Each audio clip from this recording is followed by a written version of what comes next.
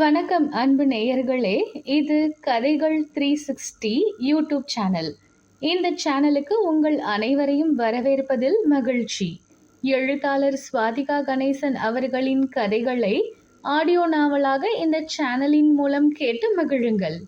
இன்று உங்களை மகிழ்விக்க இங்கு நான் வாசிக்க இருக்கும் அடுத்த கதை வானம் வசப்படும். எழுத்தாளர் சுவாதிகா கணேசன். கதையின் குரலாக நான் உங்கள் பிரீத்தி திலீபன். வாருங்கள், தாமதமின்றி கதைக்குள் செல்வோம். வானம் வசப்படும். அத்தியாயம் 1. சூரியன் உதயமாகி மணி 7 கடந்திருந்தது. ஆனால் நம் நாயகி மேகனாவிற்கு இன்னும் அது அதிகாலை தான். நடு இரவு வரை கொரியன் டிராமாவில் மூழ்கிவிட்டு தூங்கினால் இந்த கதிதான். மேக்னா, மேக்னா, இதோடு 5வது முறையாக அவள் பெட்ரூமிற்கு வந்து கத்தி சென்றார் மேகனாவின் தாய் செல்வி. தனியார் கல்லூரி ஒன்றில் விரிவுரையாளராக பணியாற்றி வருகிறார். மேக்னா, தூங்கினது போதும். இன்னைக்கு முதல் நாள் ஆபீஸ் போற. லேட்டா போனா நல்லாவா இருக்கும் சொல்லு என்று கத்தி கொண்டு இருந்தார். இப்ப நீ ஏன் கத்திக்கிட்டு இருக்க? நீ ஏன் இன்னும் காலேஜ்க்கு கிளம்பல? அவளை ஏன் டார்ச்சர் பண்ற? நான் எழுப்பி விடுறேன், நீ போய் ரெடியாகு. ஆமா, உங்க பொண்ணு எல்கேஜி படிக்கிறா பாருங்க. தூக்கத்திலேயே தூக்கிட்டு போய் பிரஷ் பண்ணி விடுங்க. ஏன், இப்ப நான் பிரஷ் பண்ணி விட்டாதான் என்ன தப்பு? இப்படி கண்மூடித்தனமாக மேகனாவிற்கு சப்போர்ட் செய்யும் இவர்தான் மேகனாவின் தந்தை வரதன். சொந்தமாக தோல் பொருட்கள் ஏற்றுமதி செய்யும் நிறுவனம் வைத்திருக்கிறார். சொத்து பத்துக்கு எந்த குறையும் இல்லாத குடும்பம். ஆனாலும் ஆளுக்கு ஒரு வேலை செய்து கொண்டு தான் இருக்கின்றனர். சொத்து சேர்க்க அல்ல, அவரவர் கனவுகளுக்கு வடிவம் கொடுக்க. மேக்னா பிடெக் ஐடி படித்து முடித்து இருக்கிறாள். போன வாரம் நடந்த ஒரு மென்பொருள் நிறுவனத்தின் நேர்முக தேர்வில் கலந்து கொண்டு தேர்வாகி இருக்கிறாள். இன்று முதல் நாள் வேலைக்கு செல்ல வேண்டும். அதற்கு தான் தந்தையும் தாயும் மாறி மாறி எழுப்பிக் கொண்டு இருக்கின்றனர். புட்டுக்குட்டி, எந்திரிடா, டைம் ஆச்சு. அப்பாவின் கொஞ்சல் மொழி கேட்டு லேசாக கண் திறந்தாள் மேக்னா. அப்பா, இன்னும் 5 minutes பா, ப்ளீஸ். ஓகே, 5 minutes தூங்கு. அப்பா உன் பக்கத்துல இருக்கேன் என்று கூறி அவள் தலையை தடவி கொடுத்தார். அதை பார்த்த செல்வி தலையில் அடித்துக் கொண்டு அவர் தயாராக போய்விட்டார். 5 minutes ஆச்சு புட்டு, வேக்கப் என்றார். குட் மார்னிங் பா. Good morning. மேகனாவை குளியலறைக்குள் அனுப்பிவிட்டு ஹாலுக்கு வந்து அமர்ந்தார் வரதன். மேகனாவின் லஞ்ச் பேக்கை கொண்டு வந்து வைத்தார் பணியாளர். மேக்னா சொன்ன லஞ்ச் தானே பண்ணியிருக்கீங்க? ஆமா sir, vegetable biryani, beetroot raita ready பண்ணி வச்சிருக்கேன் சார். சரி சரி, டிஃபன் எடுத்து வைங்க. சரி சார். 20 நிமிடத்தில் தயாராகி வந்த மேக்னாவை கண் திருஷ்டி படும் அளவிற்கு பார்த்தார் வரதன். வெள்ளை நிறத்தில் அனார்கலி கச்சுடிதார், மஞ்சள் நிற ஷால், இடுப்புக்கு கீழ் அலைப்பாயும் கூந்தலை ஃப்ரீ ஹேர் விட்டிருந்தாள். மிதமான மேக்கப். என் பொண்ணு எவ்வளவு அழகு என மெய் மறந்து பார்த்து கொண்டு இருந்தார். பொண்ணை ரசிச்சது போதும், வந்து சாப்பிடுங்க என்றார் செல்வி. பொறுக்காதே உனக்கு. மேக்னா, வாடா சாப்பிடலாம். சரிப்பா. மேக்னா, என்னப்பா, நான் டிராப் பண்ணவா உன்னை? வேண்டாப்பா, என் ஆஃபீஸ் ஒரு பக்கம் இருக்கு, உங்க ஆஃபீஸ் ஒரு பக்கம் இருக்கு. நான் என்னோட கார்லயே போய்க்கிறேன். சரிப்பா, பாய் அம்மா. பாய், ஈவினிங் பார்க்கலாம். மேக்னா, இது காலேஜ் இல்லை, ஆஃபீஸ். உன் வாலுத்தனத்தை எல்லாம் அங்க காட்டக்கூடாது, சரியா? சரிம்மா, ஒழுங்கா இருக்கேன். சரி, பார்த்து போயிட்டு வா. என்னப்பா, உங்க அட்வைஸ் எதுவும் இல்லையா? மேக்னா, நீ துணிச்சலான பொண்ணுதான். இருந்தாலும் உனக்கு அங்க ஏதாச்சும் ப்ராப்ளம்னா அப்பா அம்மா கிட்ட சொல்லணும். ஒன்னு மட்டும் ஞாபகம் வச்சுக்கோ, நீ வேலைக்கு போய் தான் நம்ம குடும்பத்தை காப்பாத்தணும்னு அவசியம் இல்ல. அதனால எதையும் நீ சகிச்சுக்கணும்னு இல்ல. உன் ஆசைக்காக தான் வேலைக்கு போற, அதையும் ஞாபகம் வச்சுக்கோ. ஓகேப்பா, ஆனா இதுக்கு அம்மா அட்வைஸ் பரவாயில்ல. 20 நிமிடங்களில் வரவேண்டிய ஆபீஸுக்கு டிராபிக்கின் உபயத்தால் 40 நிமிடங்களில் அடைந்திருந்தாள் மேக்னா. 14 மாடிகள் கொண்ட மென்பொருள் நிறுவனம் அது. அண்ணாந்து பார்த்த பொழுது 1 நிமிடம் திக்கென்று இருந்தது. ஆனால் மறுநொடியே நம்ம வேலையை நம்ம பார்க்க போறோம், எதுக்கு பயப்படணும் என தோன்றியது. பார்க்கிங் லிஃப்ட் வழியாக 7வது மாடியை அடைந்தாள். ரிசப்ஷனில் தகவல் சொல்லிவிட்டு பக்கவாட்டில் இருந்த சோஃபாவில் அமர்ந்திருந்த அவள் தோழி ரூபியை பார்த்து கண்ணடித்தாள். மேக்னாவை முறைத்தாள் ரூபி. ஏண்டி, ஆபீஸ்க்கு முதல் நாளே இவ்வளவு லேட்டா வர என்றாள். மேக்னா, ரூபா இருவரும் +1 கல்லூரி வரை ஒன்றாக படித்து ஒரே நிறுவனத்தில் வேலையும் பார்க்க போகின்றனர். சரி, நீ இப்போ சீக்கிரம் வந்து இங்க என்ன பண்ணிக்கிட்டு இருக்க? ப்ராஜெக்ட் எல்லாம் முடிச்சிட்டியா? நீயே வந்து சும்மா தானடி இருக்க என்றாள் மேக்னா. நான் முன்னாடி வந்ததுனால தான் 2 நியூஸ் கலெக்ட் பண்ணி வச்சிருக்கேன். அப்படியா? என்ன நியூஸ்? பிஸ்னஸ் ட்ரிப் போயிருந்த இந்த கம்பெனியோட எம்டி 2 டேஸ் முன்னாடி திரும்பி வந்திருக்காரு. இன்னைக்கு அவரை பார்த்ததுக்கு அப்புறம் தான் நம்மள எந்த ப்ராஜெக்ட்ல அசைன் பண்ண போறாங்கன்னு தெரியும். பெரிய நியூஸ் தான். சரி, அடுத்து என்னன்னு சொல்லு. நம்ம காலேஜில் சீனியர் ஹேண்ட்ஸம் ஒருத்தர் இருந்தார்ல, நம்ம 3rd இயர் படித்தப்போ பாஸ்ட் அவுட் ஆகி போனாரே, ஞாபகம் இருக்கா? ஏண்டி, அவருக்கு பேர் இல்லையா? அதாண்டி, ராகவ். ஆ, ஞாபகம் வந்துருச்சு. நம்ம தான். நான் அவரை விழுந்து விழுந்து சைட் அடித்தோம். மனுஷன் திரும்பி கூட பார்க்கல. சரி, இப்போ அவருக்கு என்ன? அவரு இங்க தாண்டி வேலை பார்க்குறாரு. அப்படியா? சூப்பர் டி. அப்போ எங்கேயாச்சும் அவரை கரெக்ட் பண்ண முடியுதான்னு பார்க்கலாம். மிஸ் ரூபி, உள்ள வாங்க. ஹே மேக்னா, என்னை கூப்பிடுறாங்க, நான் போயிட்டு வரேன். All the best Ruby. ரூபா உள்ளே போய்விட்டு 10 நிமிடங்களில் திரும்பி வந்தாள். என்ன, ரவின்னு ஒருத்தர் ப்ராஜெக்ட்ல அசைன் பண்ணியிருக்காங்கடி. நம்ம லஞ்ச் பிரேக்ல மீட் பண்ணலாம், பை என்றாள். பை டி. அடுத்த 2 பேருக்கு பின் மேக்னாவை அழைத்தனர். கதவை தட்டிவிட்டு உள்ளே நுழைந்தாள் மேக்னா. எம்டி சீட்டில் இருந்தவர் ஹாய் மேக்னா என்றார். ஹாய் சார், குட் மார்னிங் என்று கூறிக்கொண்டே அவர் முகத்தை பார்த்தாள். ஒரு நிமிடம் பூமி வேகமாக சுழல்வது போல் தோன்றியது. கை கால்கள் நடுங்க ஆரம்பித்து உடல் முழுவதும் வியர்வை ஊற்றெடுத்தது. விழிகள் 2ம் மேலே சொருக மயங்கி சரிந்து இருந்தாள் மேக்னா. அத்தியாயம் 2. 1 மணி நேரம் கழித்து கண் விழித்தாள் மேக்னா. சுற்றும் முற்றும் பார்த்தவளுக்கு தான் இருப்பது அலுவலகத்தின் ஓய்வு அறை என புரிந்தது. கண்களை மூடி திறந்தாள். மயங்குவதற்கு முன் பார்த்த எம்டியின் முகம் ஞாபகம் வந்தது. விக்ரம் என வாய் அனிச்சையாக குழறியது. 12 வருடங்களாக சிறிது சிறிதாக சித்திரவதைகளை அனுபவித்துவிட்டு இன்று ஒரே நொடியில் அனைத்து கொடுமைகளையும் ஒரு சேர அனுபவித்தது போன்று தோன்றியது. தனியாக இருட்டு அறையில் இருக்க முடியாது. 12 வருடங்களாக தியேட்டர் வாசலை கூட மிதிக்க முடியவில்லை. படுக்கை அறை கதவை ஒரு நாள் கூட சாத்தி கொண்டு தூங்கியதாக நினைவில் இல்லை. எல்லாவற்றிற்கும் மேலாக தான் உயிரென கருதிய தன் தம்பி இந்த உலகத்தையே பாராமல் சென்ற கொடூரம் என அனைத்தும் கண்முன் நிழலாடியது. மேக்னாவின் எண்ணங்கள் 12 வருடங்கள் பின்னோக்கி நகர்ந்தது. சாய் அபார்ட்மெண்ட்ஸ். அன்றுதான் மேகனாவின் குடும்பம் அங்கு பால் காய்ச்சினார்கள். ஏற்கனவே அவர்கள் இருந்த வீடு 3வது மாடியில் இருந்தது. லிஃப்ட் வசதி இல்லை. செல்வி 2 மாதம் கருவுற்று இருந்தார். அவர் ஏற இறங்க அங்கு வசதியாக இல்லை. எனவே இங்கு மாற்றலாகி வந்திருந்தனர். இங்கு லிஃப்ட் இருந்தது. அதுவும் போக முதல் தளத்தில் தான் வீடு. மேக்னாவிற்கு இந்த வீடு மிகவும் பிடித்திருந்தது. அந்த அபார்ட்மெண்டில் நிறைய சிறுவர் சிறுமியர்கள் அவள் வயதில் இருந்தனர். அவர்களுடன் சந்தோஷமாக விளையாடி கொண்டிருந்தாள். அப்போது பார்க்கிங் லிஃப்ட் ஓரத்தில் ஒரு சிறுவன் சைக்கிள் மேல் அமர்ந்திருந்தான். அவன் யாருடனும் விளையாடவில்லை. யாரும் சென்று அவனை அழைக்கவும் இல்லை. விளையாடும் சிறுவர்களை வெறித்து பார்த்து கொண்டிருந்தான். நீ மட்டும் ஏன் தனியா இருக்க?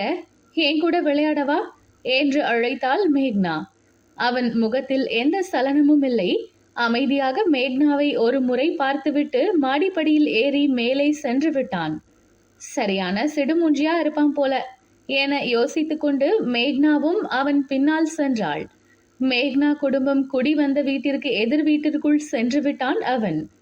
புட்டுக்குட்டி, என்ன உனக்கு இந்த இடம் பிடிச்சிருக்கா? ஃப்ரெண்ட்ஸ் எல்லாம் நல்லா பேசுறாங்களா என்று கேட்டார் வரதன். ரொம்ப பிடிச்சிருக்குப்பா. விளையாட நிறைய பேர் இருக்காங்க. இப்பவே நிறைய ஃப்ரெண்ட்ஸ் பிடிச்சி வச்சா நம்ம தம்பி பாப்பா வந்த அப்புறம் விளையாட ஈஸியா இருக்கும்ல. தம்பி பாப்பா தானு முடிவே பண்ணிட்டியா? ஆமா, எனக்கு தம்பி தான் வேணும். அது சரி, தம்பி தான் பொறப்பான் என்றார் வரதன். மேக்னா, சொல்லுங்கம்மா. இந்த பாலை எதிர் வீட்டுல கொடுத்துட்டு வாடா. அங்கயா? நான் போகலமா. அங்க ஒரு சிடுமூஞ்சி பையன் இருக்கான். மேக்னா, யாரையும் அப்படியே சொல்லக்கூடாது, தப்பு. போய் குடிச்சிட்டு வா போ என்றார் செல்வி. வேண்டா வெறுப்பாக 2 டம்ளர்களில் பால் இருந்த தட்டை வாங்கி கொண்டு எதிர் வீடு நோக்கி போனாள் மேக்னா. அந்த அபார்ட்மெண்ட்டில் ஒரு தளத்திற்கு 3 வீடுகள், ஒவ்வொரு வீடும் 3 படுக்கை அறைகளை கொண்டது. செல்வி அவர்களின் பக்கத்து வீட்டு பெண்ணிற்கு பாலை கொடுத்துவிட்டு அவருடன் வீட்டு வாசலில் நின்று பேசிக் கொண்டு இருந்தார். அம்மா வெளியில் இருக்கும் தைரியத்தில் மேக்னா எதிர் வீட்டிற்கு சென்று வாசலில் இருந்து கூப்பிட்டாள். யாரும் வரவில்லை. தயங்கியபடி அம்மாவை திரும்பி பார்த்தாள். உள்ள போமா, ஒன்னும் சொல்ல மாட்டாங்க என்றார் பக்கத்து வீட்டு பெண். சரி என தலையை ஆட்டிவிட்டு உள்ளே சென்றாள். வீடு ஏதோ அமானுஷ்யம் சூழ்ந்தது போல் இருந்தது. மெதுவாக சமையல் அறைக்குள் எட்டி பார்த்தாள். அங்கு சமைத்ததற்கான அறிகுறியே தெரியவில்லை. அடுத்து ஒரு அறை இருந்தது. சிறிய அறை, புத்தகங்கள் நிறைய இருந்தது. அங்கும் யாரும் இல்லை. அடுத்த அறைக்குள் எட்டி பார்த்தாள். மேஜையில் தலையை கவிழ்த்தபடி கீழே பார்க்கிங்கில் பார்த்த சிறுவன் அமர்ந்திருந்தான். தன்னை விட 4-5 வயது பெரியவனாக இருப்பான் என தோன்றியது. அவன் மேகனாவை தான் பார்த்து கொண்டு இருந்தான். இன்னைக்கு புதுசா பால் காய்ச்சணும், எதிர் வீட்ல, இன்னாங்க பால் என்று அவள் நீட்ட அவன் எதுவும் பேசாமல் எழுந்து குளியல் அறைக்குள் புகுந்து கொண்டான். என்ன இவன் பேசவே மாட்டானா? ஒருவேளை ஊமையா இருப்பானோ என யோசித்தபடி அடுத்த அறைக்குள் போனாள். கதவு வெறுமென சாத்தப்பட்டு இருந்தது. திறந்து பார்த்தாள். விசாலமாக இருந்தது. ஆனால் யாரும் இருப்பதற்கான அறிகுறி இல்லை. ஏதோ உணர்வு தோன்றவே நிமிர்ந்து விட்டத்தை பார்த்தாள். பார்த்த நொடியில் நாக்கு தொண்டையெல்லாம் உலர்ந்து போய் கை கால்கள் நடுங்க ஆரம்பித்தது. அம்மா என்று வீறிட்டபடி பால் டம்ளர் கீழே போட்டுவிட்டு மயங்கி சரிந்தாள் மேக்னா. அத்தியாயம் 3. மேக்னா எதிர் வீட்டிற்குள் சென்ற அதே நேரத்தில் செல்வி பக்கத்து வீட்டு பெண்ணிடம் எதிர் வீட்டை பற்றி விசாரித்து கொண்டு இருந்தார். நான் காலையில வந்ததுல இருந்து அவங்க வீட்டுல யாரையுமே பார்க்கலையே, வெளியிலவே வரமாட்டாங்களா? அப்படியெல்லாம் இல்ல, வருவாங்க. அந்த வீட்டுல இருக்கிற பொண்ணு பேரு குஷி, அவங்க பையன் விக்ரம், 2 பேர் மட்டும்தான் இருக்காங்க. குஷியோட பூர்வீகம் ராஜஸ்தான். தமிழ்நாட்டுக்கு படிக்க வந்தப்போ கூட படிச்ச விக்ரமோட அப்பா ஜெயராமனை லவ் பண்ணி கல்யாணம் பண்ணிக்கிட்டாங்க. ஓ அப்படியா? ஆமா, ஜெயராமனுக்கு மதுரை பக்கத்துல ஏதோ ஒரு கிராமம். விக்ரம்க்கு 6 வயசா இருக்கிறப்போ இங்க குடி வந்தாங்க. ரொம்ப ஹாப்பியா தான் இருந்தாங்க. அப்புறம் விக்ரம்க்கு 8 வயசு இருக்கும்போது ஜெயராமன் குடும்பம் இவங்களை பார்க்க இங்க வந்திருந்தாங்க. அவங்க யாருக்கும் குஷியை பிடிக்கல. ஒரே சண்டை. அப்புறம் என்ன ஆச்சுன்னு தெரியல. ஜெயராமன் இவங்களை விட்டுட்டு போயிட்டாரு. அதுல இருந்து குஷி தான் வேலைக்கு போய் விக்ரம பாத்துக்கிறாங்க. குஷி ஃபேமிலி கூட 2 தடவை வந்து ராஜஸ்தானுக்கு அவங்க கூடவே வர சொல்லி கூப்பிட்டாங்க. ஆனா விக்ரம் தமிழ்நாட்டு பையனாதான் வளரணும்னு குஷி அவங்க கூட போக மறுத்துட்டாங்க. ஜெயராமன் போனதுல இருந்து குஷியும் விக்ரமும் எல்லார்கிட்டையும் பேசுறதையே நிறுத்திட்டாங்க. பார்த்தா ஒரு சின்ன சிரிப்பு, அவ்வளவுதான். அவங்க 2 பேரும் ரொம்ப பாவம். விக்ரமுக்கு இப்போ 14 வயசு இருக்கும். ஆனா அந்த வயசுக்கான குறும்போ சந்தோஷமோ அவன்கிட்ட இல்ல. சின்ன வயசுலயே நிறைய சண்டைகளை பார்த்து வளர்ந்ததுனால அவன் மனசு இறுகி போச்சு. மற்ற குழந்தைங்களோட சேர்ந்து விளையாடுறதையே கூட நிறுத்திட்டான். பாவம் அவன். நீங்க சொல்றத கேட்டா மனசுக்கு ரொம்ப கஷ்டமா இருக்கு என்று பேசிக் கொண்டிருந்த போதே மேக்னாவின் அலறல் சத்தம் கேட்டது. இவர்களும் திடுக்கிட்டு போய் விக்ரம் வீட்டிற்குள் ஓடினர். படுக்கை அறை வாசலில் மயங்கி கிடந்தாள் மேக்னா. விழுந்த வேகத்தில் தலையில் அடிபட்டு ரத்தம் வெளியேறி கொண்டு இருந்தது. அதை பார்த்து செல்வி கதறி துடித்தார். எதை பார்த்து மயங்கி சரிந்து இருப்பாள் என அறைக்குள் பார்த்தார். அங்கு மின் விசிறியில் குஷி தூக்கு மாட்டி இருந்தார். கண்கள் 2ம் மேலேறி கால்களை உதைத்து கொண்டு இருந்தார். செல்விக்கு உடம்பு நடுங்கியது. பயத்தில் அம்மா என அலறியபடி மயங்கி விழுந்தார். இவர்களின் சத்தம் கேட்டு விக்ரம் ஓடி வந்தான். மேலே அந்த நிலையில் இருந்த அம்மாவை பார்த்து விக்கித்து போயிருந்தான். ஆனாலும் தைரியமாக மெத்தையின் மேல் ஏறி துடிக்கும் அம்மாவின் கால்களை பிடித்து கொண்டான்.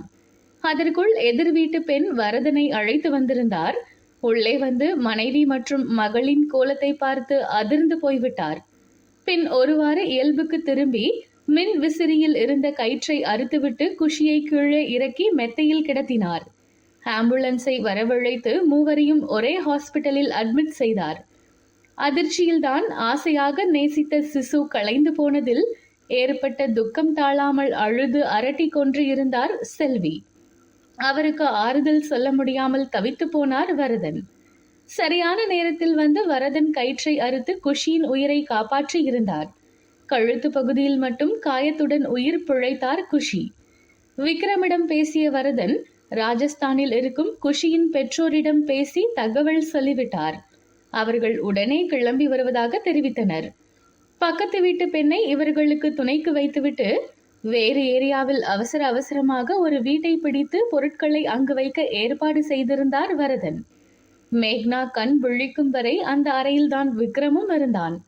தன்னால் தான் இவளுக்கு இவ்வளவு துன்பம் என்ற குற்ற உணர்வு அவனை வாட்டி வதைத்தது. அவன் அம்மாவின் தற்கொலை முயற்சியை தாண்டி மேக்னாவின் நிலைதான் வருத்தத்தை கொடுத்தது.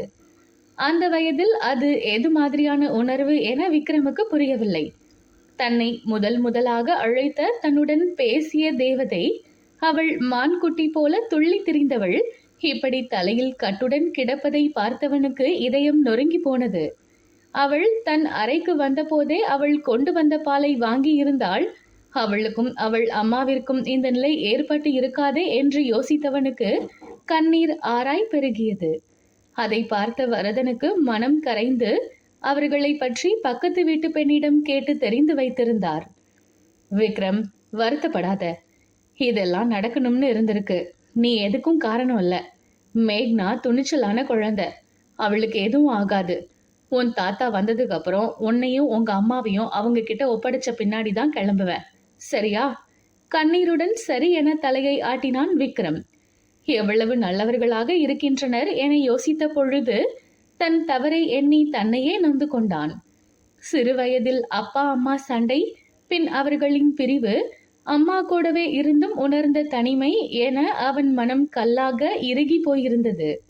யாரிடமும் இயல்பாக பேச முடியாத மனநிலையில் இருந்தான். மேக்னா முதலில் பேசிய பொழுது மனதுக்கு அவ்வளவு சந்தோஷமாக இருந்தது. ஆனால் அவளிடம் திருப்பி பேச தயக்கமாக இருந்தது. அதனால்தான் பேசாமல் விட்டுவிட்டான். அது இவ்வளவு பெரிய விளைவுகளை கொடுக்கும் என்பதை விக்ரமும் எதிர்பார்க்கவில்லை. மேக்னாவை பரிசோதித்து விட்டு வெளியே வந்த டாக்டரிடம் வரதன் பேசிக்கொண்டு இருந்தார். டாக்டர், பாப்பாவுக்கு இப்ப எப்படி இருக்கு? தலையில காயம் சின்னதுதான், ஸ்டிச்சஸ் போட்டிருக்கேன். ஆனா... டாக்டர், என்ன ஆனா? புரியல. வேற என்ன? ஏதாவது பிரச்சனையா? சொல்லுங்க. வரதன், பயப்பட வேண்டாம். ஆனா இனி மேக்னாவை ரொம்ப கவனமா பாத்துக்கணும்.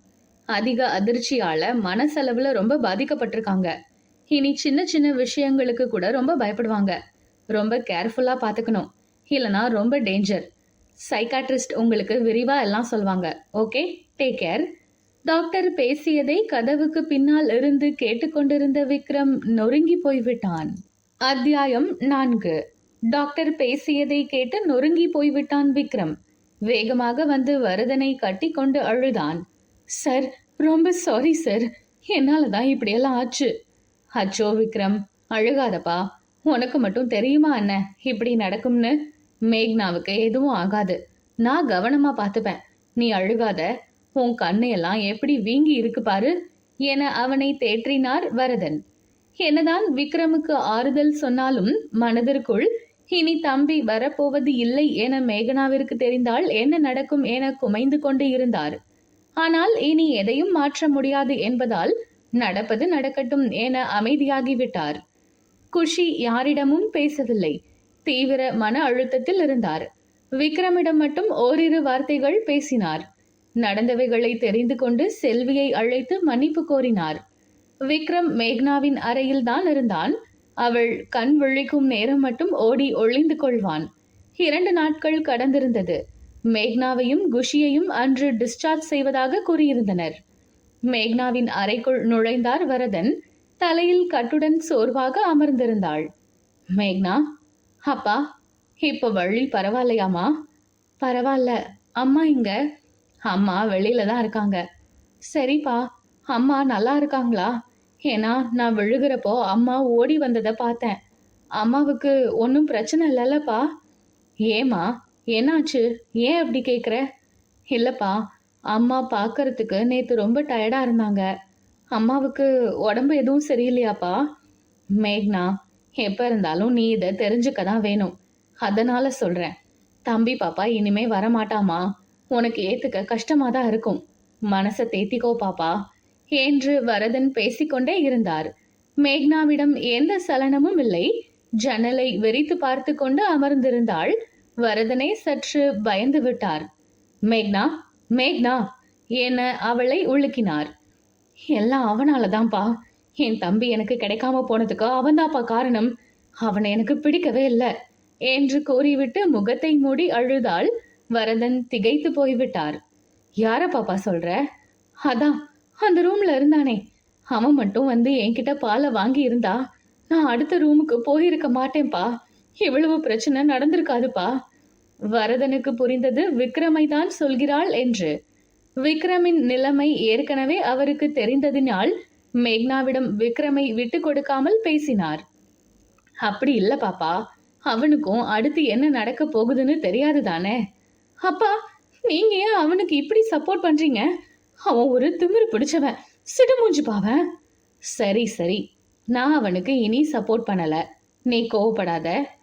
அவன் பேரு என்னன்னு உங்களுக்கு தெரியுமாப்பா? தெரியும் புட்டோ. என்ன பேரு? விக்ரம். வாழ்க்கையில இந்த பேரை நான் இனி கேட்கவே கூடாது.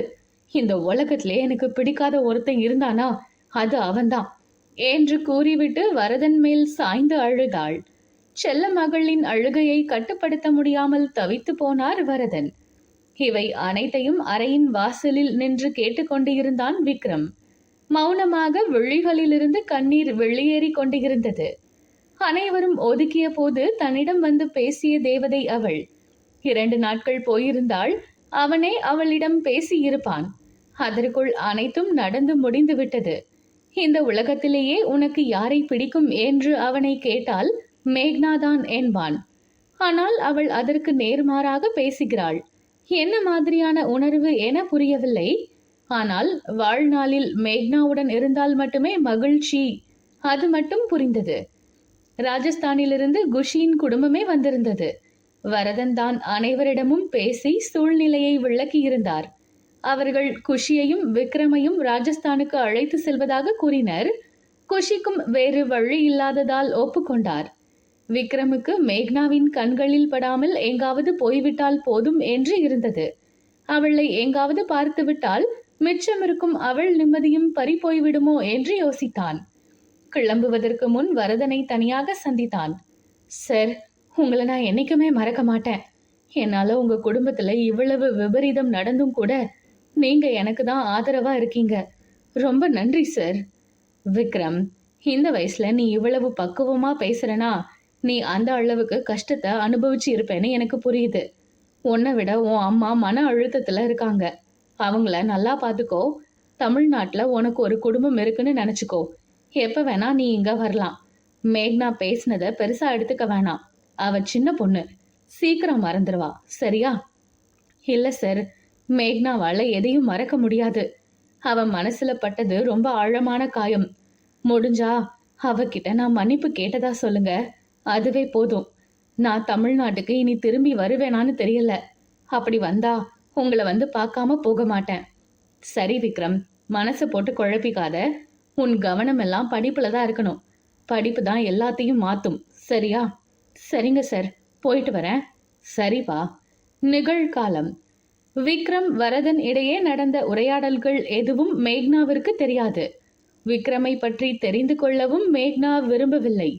இத்தனை ஆண்டுகளுக்கு பிறகு எதிர்பாராமல் விக்ரமை பார்த்தது பெரும் அதிர்ச்சியாக இருந்தது. அதனாலேயே மயங்கிவிட்டாள். கடந்த கால சம்பவங்கள் கண்முன் நிழலாடியது. இங்கு இதற்கு மேல் ஒரு நிமிடம் கூட இருக்கக்கூடாது என யோசித்து பேக்கை எடுத்துக்கொண்டு வேகமாக வந்து கதவை திறந்தாள். வெளியே விக்ரம் சிரித்தபடி நின்று கொண்டு இருந்தான். அத்தியாயம் 5. வெளியே சிரித்தபடி நின்று கொண்டு இருந்த விக்ரமை பார்த்தவளுக்கு இந்த முறை மயக்கம் வரவில்லை. மாறாக கோபம்தான் வந்தது. அவனை தீயாய் முறைத்துவிட்டு நகர போனவளை கையை பிடித்து தர தரவென பின்னோக்கி அதே அறைக்குள் இழுத்து வந்தான் விக்ரம். அவனிடமிருந்து கையை உதறினாள் மேக்னா. எவ்வளவு தைரியம் தான் என் கையை பிடிப்ப, ஒரஞ்சனா பாரு என விழிகள் படபடக்க பேசியவளை இமை வெட்டாமல் பார்த்தான் விக்ரம். வா மேக்னா, அடி. அப்பவாச்சும் உனக்கு என் மேல இருக்கிற 12 வருஷம் கோபம் போகுதான்னு பாப்போம். இடியட், உன்னை கொன்னு போட்டா கூட உன் மேல இருக்கிற கோபம் எனக்கு போகாது. இனிமே என் மூஞ்சிலேயே முழிக்காத. எனக்கு இந்த வேலையும் வேணாம், ஒன்றும் வேணாம் என்று கூறிவிட்டு வெளியே செல்ல எத்தனித்தாள். ரியாலிட்டியை ஃபேஸ் பண்ணாம இன்னும் எத்தனை நாளைக்கு பயந்து ஓட போற மேக்னா? கதவை திறக்க சென்றவளின் கை ஆணி அடித்தது போல் அப்படியே நின்றது. நான் ஏன் உன்னை பார்த்து பயந்து ஓடணும்? அப்போ இங்கேயே வேலை பார்க்க வேண்டியது தானே? நீ இருக்க இடத்துல இருக்க எனக்கு பிடிக்கல, அதனாலதான் போறேன். விக்ரம் மேக்னாவின் அருகில் வந்தான். கதவின் கைப்பிடியை பிடித்திருந்த அவள் கையை அதிலிருந்து எடுத்துவிட்டு கதவை லாக் செய்துவிட்டு திரும்பினான். இப்போ எதுக்கு நீ கதவை லாக் பண்ண? 12 வருஷ பிரச்சனைய இன்னைக்கு பேசி முடிச்சிடலாம். வேணாம், உன்கிட்ட அதை பத்தி பேச எனக்கு விருப்பம் இல்லை. என்னை விடு, நான் போகணும். தாராளமா போ, ஆனா நான் சொல்றத கேட்டுட்டு அப்புறம் போ. நீ சொல்றதையெல்லாம் கேட்கணும்னு எனக்கு எந்த அவசியமும் இல்லை. வழிய விடு. மேக்னா ப்ளீஸ். என் குற்ற உணர்ச்சி என்னை ஏற்கனவே கொஞ்சம் கொஞ்சமா கொண்டுகிட்டு இருக்கு. இப்பவும் உன்கிட்ட பேசலனா நான் ஒரேடியா போய் சேர்ந்துருவேன். அப்பதான் உனக்கு சந்தோஷமா? சொல்லு. போ, போய் செத்து போ. என் தம்பி இந்த உலகத்தை பாக்குறதுக்கு முன்னாடியே செத்து போயிட்டான். உன்னால தானே? அப்ப நீ மட்டும் எதுக்கு உயிரோட இருக்க? நீயும் போய் சேர்ந்துரு. விக்ரம் எதுவுமே பேசவில்லை. கண்களில் கண்ணீர் வழிய எங்கோ வெறித்து பார்த்து கொண்டு இருந்தான். அப்போதுதான் தான் பேசிய வார்த்தையின் வீரியத்தை உணர்ந்தாள் மேக்னா. விக்ரம் அழுவதை பார்த்து அவளுக்கே ஒரு மாதிரி ஆகிவிட்டது. அவனை நிமிர்ந்து நன்றாக பார்த்தாள். 12 வருடங்களில் நிறைய மாறி இருந்தான். அவனது கட்டுக்கோப்பான உடல் அவன் ஒரு ஜிம் பைத்தியம் என உணர்த்தியது. கம்பீரமாக இருந்தான். ஆண்கள் அழுவதை இதுவரை பார்த்திராத அவளுக்கு விக்ரம் அழுவது வித்தியாசமாக தெரிந்தது. மேக்னா அதற்கு மேல் அங்கே நிற்க பிடிக்காமல் கிளம்பி விட்டாள். அறை கதவை திறந்த பொழுது விக்ரமின் குரல் தடுத்தது. இத்தனை வருஷத்துல உனக்கு என் மேல கொஞ்சமாச்சும் கோபம் போயிருக்கும்னு நினைச்சேன். ஆனா நீ இன்னும் அப்படியே தான் இருக்க. உன்னை இனி வற்புறுத்த மாட்டேன். உன் திறமையால தான் உனக்கு இங்க வேலை கிடைச்சது. நீ எப்ப வேணும்னாலும் வந்து ஜாயின் பண்ணிக்கோ. இதுக்கு மேல இங்க வேலைக்கு வந்தா நான் ஒரு முட்டாளா தான் இருக்கணும் என்று கூறிவிட்டு கதவை அரைந்து சாத்திவிட்டு சென்று விட்டாள். மேக்னா சென்ற திசையை பார்த்து கொண்டிருந்த விக்ரமுக்கு நினைவுகளும் பின்னோக்கி சென்றது. அந்த சம்பவம் நடந்த பின் குஷியும் விக்ரமும் ராஜஸ்தானில் விக்ரமின் தாத்தா வீட்டில் தங்கி கொண்டனர். விக்ரம் படிப்பை அங்கு தொடர்ந்தான். 6 வருடங்களுக்கு பிறகு கல்லூரி 3ஆம் ஆண்டு படித்துக் கொண்டிருந்த பொழுது ப்ராஜெக்ட் விஷயமாக தமிழ்நாட்டுக்கு செல்ல வாய்ப்பு வந்தது. 6 வருடங்கள் ஆகியும் மேக்னாவை மறக்க முடியவில்லை. ஒரு நாளைக்கு 100 முறையாவது மேக்னா என்ற பெயரை மனதிற்குள் சொல்லிக் கொண்டு தான் இருந்தான். இப்போது எவ்வளவு வளர்ந்து இருப்பாள், என்ன படித்துக் கொண்டு இருப்பாள் என அவன் எண்ணங்கள் அனைத்தும் மேக்னாவை சுற்றித்தான் இருந்தது. தமிழ்நாட்டிற்கு சென்றால் மேக்னாவை சந்திக்கும் வாய்ப்பு கிடைக்கும் என்பதால் தயங்காமல் அந்த ப்ராஜெக்டை ஏற்றுக்கொண்டு அவன் குழுவினரோடு தமிழ்நாட்டிற்கு வந்தான். 5 நாட்களில் முடிக்க வேண்டிய ப்ராஜெக்ட் வேலையை 3 நாட்களில் முடித்திருந்தனர் அவனது குழு. 2 நாட்கள் தமிழ்நாட்டில் சுற்றி பார்த்துவிட்டு கிளம்பலாம் என திட்டமிடப்பட்டது. விக்ரமிடம் வரதனின் வீட்டு முகவரியோ தொலைபேசி எண்ணோ எதுவுமே இல்லை. அதனால் அவர்கள் எங்கே இருக்கிறார்கள் என அவனுக்கு தெரியவில்லை. இருந்தாலும் முயற்சி செய்து பார்க்கலாம் என சாய் அபார்ட்மெண்ட்டுக்கு சென்றான். அவர்களது தளத்தில் இருந்த பெண்மணி இன்னும் அதே வீட்டில்தான் இருந்தார். விக்ரமை பார்த்தவுடன் அடையாளம் கண்டு கொண்டார். ஆனால் வரதன் குடும்பம் பக்கத்து ஏரியாவில் தான் இருக்கிறார்கள். ஆனால் எங்கே என எனக்கு சரியாக தெரியவில்லை என்றார். விக்ரமுக்கு இருந்த கடைசி நம்பிக்கையும் போய்விட்டது. சரிங்க ஆண்டி, நான் கிளம்புறேன். தேங்க்ஸ். சரி, அம்மாவை நல்லா பார்த்துக்கோப்பா. சரி வரேன் என கதவு வரை சென்று விட்டான் விக்ரம். ஒரு நிமிஷம்பா, எனக்கு இப்பதான் ஞாபகம் வருது. மேக்னாவும் என் பையன் அருளும் கிளாஸ்மேட்ஸ் தான் என ஸ்கூல் பெயரை சொன்னார். விக்ரமின் மகிழ்ச்சி எல்லையை கடந்து விட்டது. தேங்க்ஸ் ஆண்டி, ரொம்ப தேங்க்ஸ் என அவரிடம் நன்றியை தெரிவித்துவிட்டு அடுத்த நாள் காலை சரியாக 8 மணிக்கு மேக்னாவின் ஸ்கூல் முன் ஆஜராகி விட்டான். மனது படபடவென அடித்து கொண்டது. 6 வருடங்களில் எவ்வளவு மாறி இருப்பாள் என அவள் பிம்பத்தை மனதிற்குள் உருவகப்படுத்தி வைத்திருந்தான். 8:30 மணிக்கு கருப்பு நிற காரில் வந்து இறங்கினாள் +1 படிக்கும் மேக்னா. வெள்ளையும் பிரவுனும் கலந்த செக்டு ஷர்ட், பிரவுன் நிற ஸ்கர்ட் அணிந்திருந்தாள். நீளமான கூந்தலை தூக்கி போனிடெயில் போட்டிருந்தாள். அவளது உடல் வயதிற்கு ஏற்ப ஏற்ற இறக்கங்களுடன் கச்சிதமாக இருந்தது. அவளை பார்த்த நிமிடத்தில் விக்ரமிற்கு புரிந்தது இது காதல்தான் என்பது. ஆனால் விக்ரமின் காதலை மேக்னா ஏற்றுக்கொள்வாளா? அத்தியாயம் 6. மேக்னாவை பார்த்த விக்ரமால் அவளை விட்டு கண்களை வேறு எதிலும் திருப்ப முடியவில்லை. 10 வயதில் பார்த்த மேக்னாவிற்கும் 16 வயதில் பார்க்கும் மேக்னாவிற்கும் நிறைய வித்தியாசங்கள் இருப்பதை உணர்ந்தான். மேக்னா பள்ளிக்குள் சென்று விட்டாள். அவள் சென்ற பின் விக்ரம் காரின் அருகில் சென்று பார்த்தான். வரதன் தான் அவளை டிராப் செய்திருந்தார். சார், எப்படி இருக்கீங்க? விக்ரமை பார்த்தவுடன் அவரது முகம் பூவாய் மலர்ந்தது. ஹே விக்ரம், எப்படி பாருக்க? எப்போ தமிழ்நாட்டுக்கு வந்த? இங்க என்ன பண்ற? உங்களை பார்க்க தான் உங்க வீட்டு அட்ரஸ் தெரியல, அதான் மேக்னா ஸ்கூலுக்கு வந்தேன். சரி வா, கார்ல போய்கிட்டே பேசலாம். சரிங்க சார். என்ன படிக்கிற விக்ரம்? காலேஜ் சார், 3வது வருஷம், சாஃப்ட்வேர் இன்ஜினியரிங். இப்போ ஒரு ப்ராஜெக்டுக்காக தமிழ்நாட்டுக்கு வந்திருக்கேன். சூப்பர்ப்பா. அம்மா தாத்தா எல்லாம் எப்படி இருக்காங்க? எல்லாரும் நல்லா இருக்காங்க சார். செல்வி ஆண்டி எப்படி இருக்காங்க? அவளுக்கு என்னப்பா, நாங்கள் எல்லாரும் நல்லா இருக்கோம். அடிக்கடி உன்னை பற்றி பேசுவோம். இப்போ உன்னை பார்த்ததுல ரொம்ப சந்தோஷம்ப்பா. அப்படியா சார்? மேக்னாவுக்கு என் மேலே இருக்கிற கோபம் போயிருச்சா சார்? இல்லை விக்ரம், உன்னை பற்றி பேசினாலே டென்ஷன் ஆகிடுவா. அந்த சம்பவத்தில் இருந்து இன்னும் அவன் முழுசா மீண்டு வரலப்பா, அதான். Sorry sir. அதை விட விக்ரம், அப்புறம் ஃப்யூச்சர் பிளான் என்ன, அதை பற்றி சொல்லு. எனக்கு படித்து முடிச்சுட்டு தனியாக கம்பெனி ஸ்டார்ட் பண்ணணும்னு ஆசை சார். தாத்தா என் பேரில் நிறைய ப்ராப்பர்ட்டிஸ் எழுதி வச்சுருக்காங்க. பணத்துக்கு ப்ராப்ளம் இல்லை, படிப்பு முடியட்டும்னு வெயிட் பண்ணுறேன். சூப்பர் விக்ரம், உன்னை நினச்சா பெருமையாக இருக்கு. இவ்வளவு பிரச்சனைக்கு நடுவுலையும் நீ உன் படிப்பை விடலை. கிரேட் விக்ரம். Thanks sir. நீங்கள் மட்டும் அன்னைக்கு அம்மாவை காப்பாற்றி எங்களை தாத்தா கூட அனுப்பலைனா இதெல்லாம் சாத்தியமே இல்லை. அட என்ன விக்ரம், அதை போய் பெருசாக சொல்லிக்கிட்டு விடுப்பா. சரி சார், டைம் ஆச்சு. இன்னைக்கு நாங்கள் ராஜஸ்தானுக்கு கிளம்பணும். நான் போயிட்டு வரேன். அடுத்த தடவை வரப்போ மீட் பண்ணலாம். சரிப்பா, பார்த்து போயிட்டு வா. இந்த முறை வரதனிடம் அவர் வீட்டு ஆஃபீஸ் முகவரிகளை வாங்கி கொண்டு புறப்பட்டான் விக்ரம். அடுத்த 3 வருடங்களுக்கு அவனால் தமிழ்நாட்டிற்கு வர முடியவில்லை. கல்லூரி படிப்பு முடிந்தவுடன் மேற்படிப்பிற்காக 2 வருடம் கனடாவில் இருந்தான். பின் 1 வருடம் டெல்லியில் வேலை பார்த்து பின் தமிழ்நாட்டில் தொழில் தொடங்குவதற்காக முதற்கட்ட வேலைகளை பார்க்க வந்திருந்தான். இடைப்பட்ட காலத்தில் வரதனிடம் பேசி மேக்னா பிடெக் ஐடி படிப்பில் சேர்ந்திருப்பதை தெரிந்து கொண்டிருந்தான். தமிழ்நாட்டிற்கு வந்த அடுத்த நாள் மேக்னாவின் கல்லூரி வாசலில் நின்று கொண்டிருந்தான். அன்று கல்லூரியில் ட்ரெடிஷனல் டே போல அனைத்து மாணவ மாணவிகளும் சேலையிலும் வேஷ்டி சட்டையிலும் வந்து கொண்டிருந்தனர். விக்ரமின் கண்கள் மேக்னாவை மட்டுமே தேடிக்கொண்டு இருந்தது.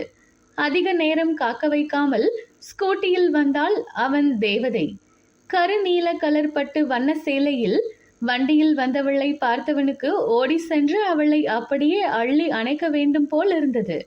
தூரமாக இருந்து அவன் மொபைலில் அவளை போட்டோ எடுத்துக்கொண்டான். என்றளவும் விக்ரமின் போனில் ஹோம் ஸ்கிரீன் வால்பேப்பர் அந்த போட்டோதான். கல்லூரியிலிருந்து கிளம்பி நேராக வரதனின் அலுவலகம் சென்றான். ஏற்கனவே தமிழ்நாட்டிற்கு வரப்போவதாக அவரிடம் தெரிவித்து இருந்தான். விக்ரம், வாப்பா, எப்படி இருக்க? நல்லா இருக்கேன் அங்கிள். வரதன் சாரியிலிருந்து அங்கிளாக இப்போது மாறிவிட்டார். வேலையெல்லாம் எப்படி போகுது விக்ரம்? இங்க கம்பெனி ஸ்டார்ட் பண்ணலாம்னு முடிவு பண்ணியிருக்கேன் அங்கிள். சூப்பர் விக்ரம். ஏதாச்சும் ஹெல்ப் வேணுமாப்பா? இல்லை அங்கிள், எல்லாமே பக்காவா ரெடி பண்ணிட்டேன். இன்னும் 3 மாசத்துல ஸ்டார்ட் பண்ணிடுவேன்.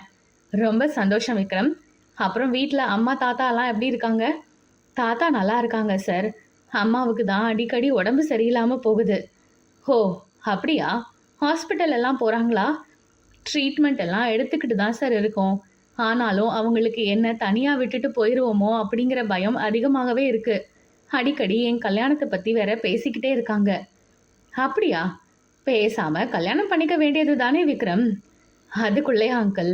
இன்னும் பிஸ்னஸ் ஸ்டார்ட் பண்ணவே இல்லையே. என்ன விக்ரம் நீ, பிஸ்னஸ் ஸ்டார்ட் பண்ணாதான் பொண்ணு பார்க்கணுமா என்ன?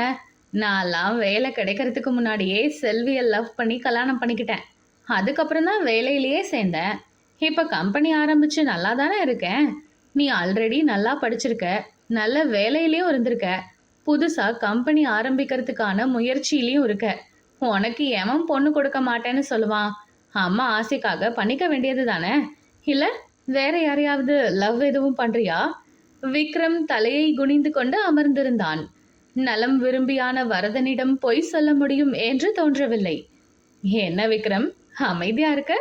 அப்ப யாரோ இருக்காங்க. லவ் எல்லாம் தப்பு இல்லப்பா. சொல்லு, பொண்ணு யாரு? ராஜஸ்தானா கனடாவா? தமிழ்நாடு அங்கிள். தமிழ்நாடா? யாருப்பா அந்த அதிர்ஷ்டசாலி பொண்ணு? அத்தியாயம் 7. தமிழ்நாட்டு பொண்ணா? விக்ரம், நீ 14 வயசுலயே தமிழ்நாட்டை விட்டு போயிட்டியே, அப்புறம் எப்படி? அது அங்கிள். அட சொல்லுப்பா. மேக்னா தான் அங்கிள். மேக்னாவா? ஆமா அங்கிள், உங்க பொண்ணு மேக்னாவை தான் நான் லவ் பண்றேன். என்ன சொல்ற விக்ரம்? சாரி அங்கிள், உங்ககிட்ட என்னால் பொய் சொல்ல முடியாது. தப்பு தான், என்னை மன்னிச்சிருங்க. இதில் தப்பெல்லாம் இல்லை விக்ரம். ஆனால் நீ மேக்னாவை பார்த்து 9 வருஷம் இருக்குமே, அப்புறம் எப்படி? நான் இங்கே இருந்து ராஜஸ்தானுக்கு போகிறப்பவே எனக்கு மேக்னாவை பிடிச்சிருந்துச்சு அங்கிள். ஆனால் அந்த வயசில் அது என்னன்னு எனக்கு சரியாக புரியலை. மேக்னாவை பற்றி நான் யோசிக்காத நாளே இல்லை. அப்புறம் 3 வருஷத்துக்கு முன்னாடி உங்களை பார்க்க வந்தப்போ எனக்கு புரிஞ்சிச்சு, எனக்கு அவ மேலே இருந்தது காதல் தான்னு.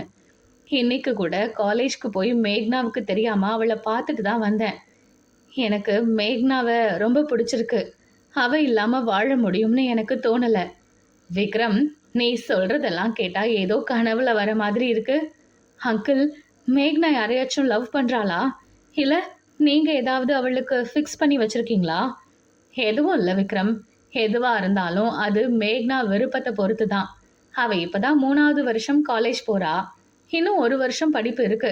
அதுக்கப்புறம் ஜாப் போகணும்னு ஆசைப்படுறா. அதுக்கப்புறம் தான் நாம கல்யாணத்தை பற்றி எல்லாம் யோசிக்கணும். அவளை கல்யாணம் பண்ணிக்க போகிற மாப்பிள்ளை நீயா இருந்தாலும் எனக்கு சந்தோஷம்தான். ஆனால் இதில் மேக்னா சம்மதம் தான் முக்கியம். அவளுக்கு உன் மேலே விருப்பம் இல்லைன்னா நான் வற்புறுத்த மாட்டேன். அதையும் இப்போவே சொல்லிடுறேன். எனக்கு இப்போதைக்கு உங்கள் சம்மதம் மட்டும் போதும். மேக்னா படிப்பு முடியட்டும், அதுக்கப்புறம் தான் நான் அவளை அப்ரோச் பண்ணுவேன். விக்ரம், இது ஈஸி இல்லை. இத்தனை வருஷத்துல அவளுக்கு உன் மேல இருக்க கோபம் போன மாதிரி எனக்கு தெரியல. தெரியும் அங்கிள், அதையெல்லாம் ஃபேஸ் பண்ணி தானே ஆகணும். அது சரி, ஆனா இந்த உலகத்திலேயே மோஸ்ட் காம்ப்ளிகேட்டட் லவ் ஓ லவ்வாக தான் இருக்கும் விக்ரம். அவ்வளவு கஷ்டம். ரொம்ப பொறுமை, சகிப்புத்தன்மை எல்லாம் வேணும், புரியுதா? கண்டிப்பா அங்கிள். மேக்னா படிப்பு முடியட்டும், அவளுக்காக நான் வருவேன். சரி விக்ரம், நீ இவ்வளவு உறுதியா இருக்கிறப்போ இதுல நான் எந்த தடையும் சொல்ல போறதில்ல. காலம்தான் பதில் சொல்லணும், பார்க்கலாம். நிகழ்காலம். அலுவலகத்திலிருந்து காரை எடுத்த மேகனாவிற்கு கோபத்தில் இன்னும் கை கால்கள் நடுங்கிக் கொண்டு இருந்தது. இத்தனை வருடம் கழித்து விக்ரமை இந்த பொசிஷனில் பார்ப்போம் என கனவிலும் நினைக்கவில்லை. எவ்வளவு கனவுகளுடன் முதல் நாள் வேலைக்கு வந்தேன், எனக்கு மட்டும் ஏன் இப்படி நடக்குது என தன்னையே நொந்து கொண்டாள். ராஜஸ்தானிற்கு சென்றவன் எப்படி தமிழ்நாட்டில் இவ்வளவு பெரிய கம்பெனியின் எம்டியாக வந்தான்? ஒன்றும் புரியவில்லை.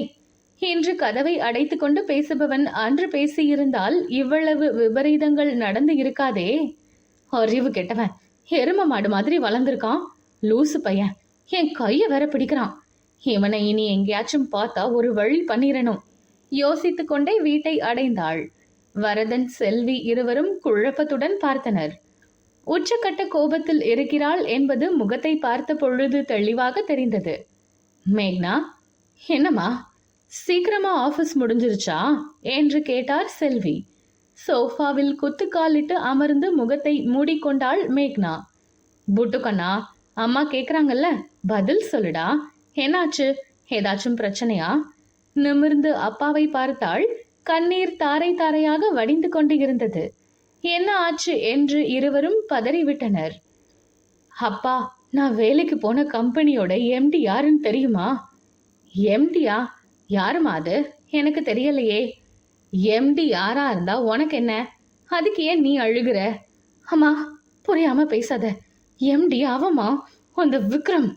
ஒரு நிமிடம் யோசித்த செல்விக்கு மேக்னா யாரை சொல்கிறாள் என்பது புரிந்தது. வாயில் கை வைத்தபடி அமர்ந்து விட்டார். சொன்ன மாதிரியே வந்துட்டான் என வாய்விட்டு சொன்னார் வரதன்.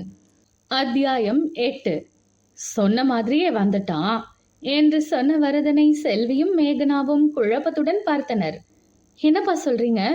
அப்போ அவன் வரப்போறான்னு உங்களுக்கு முன்னாடியே தெரியுமா? அது இல்ல பாப்பா, நான் தானே அவனை ஊருக்கு அனுப்பி வச்சேன். அப்போ அவன் சொன்னான், எனக்கு தமிழ்நாட்டுல வாழணும்னு ஆசையா இருக்கு, கண்டிப்பா நான் இங்க திரும்பி வருவேன்னு. அத சொன்னேன். அவன் உன்கிட்ட பேசினானா மேக்னா?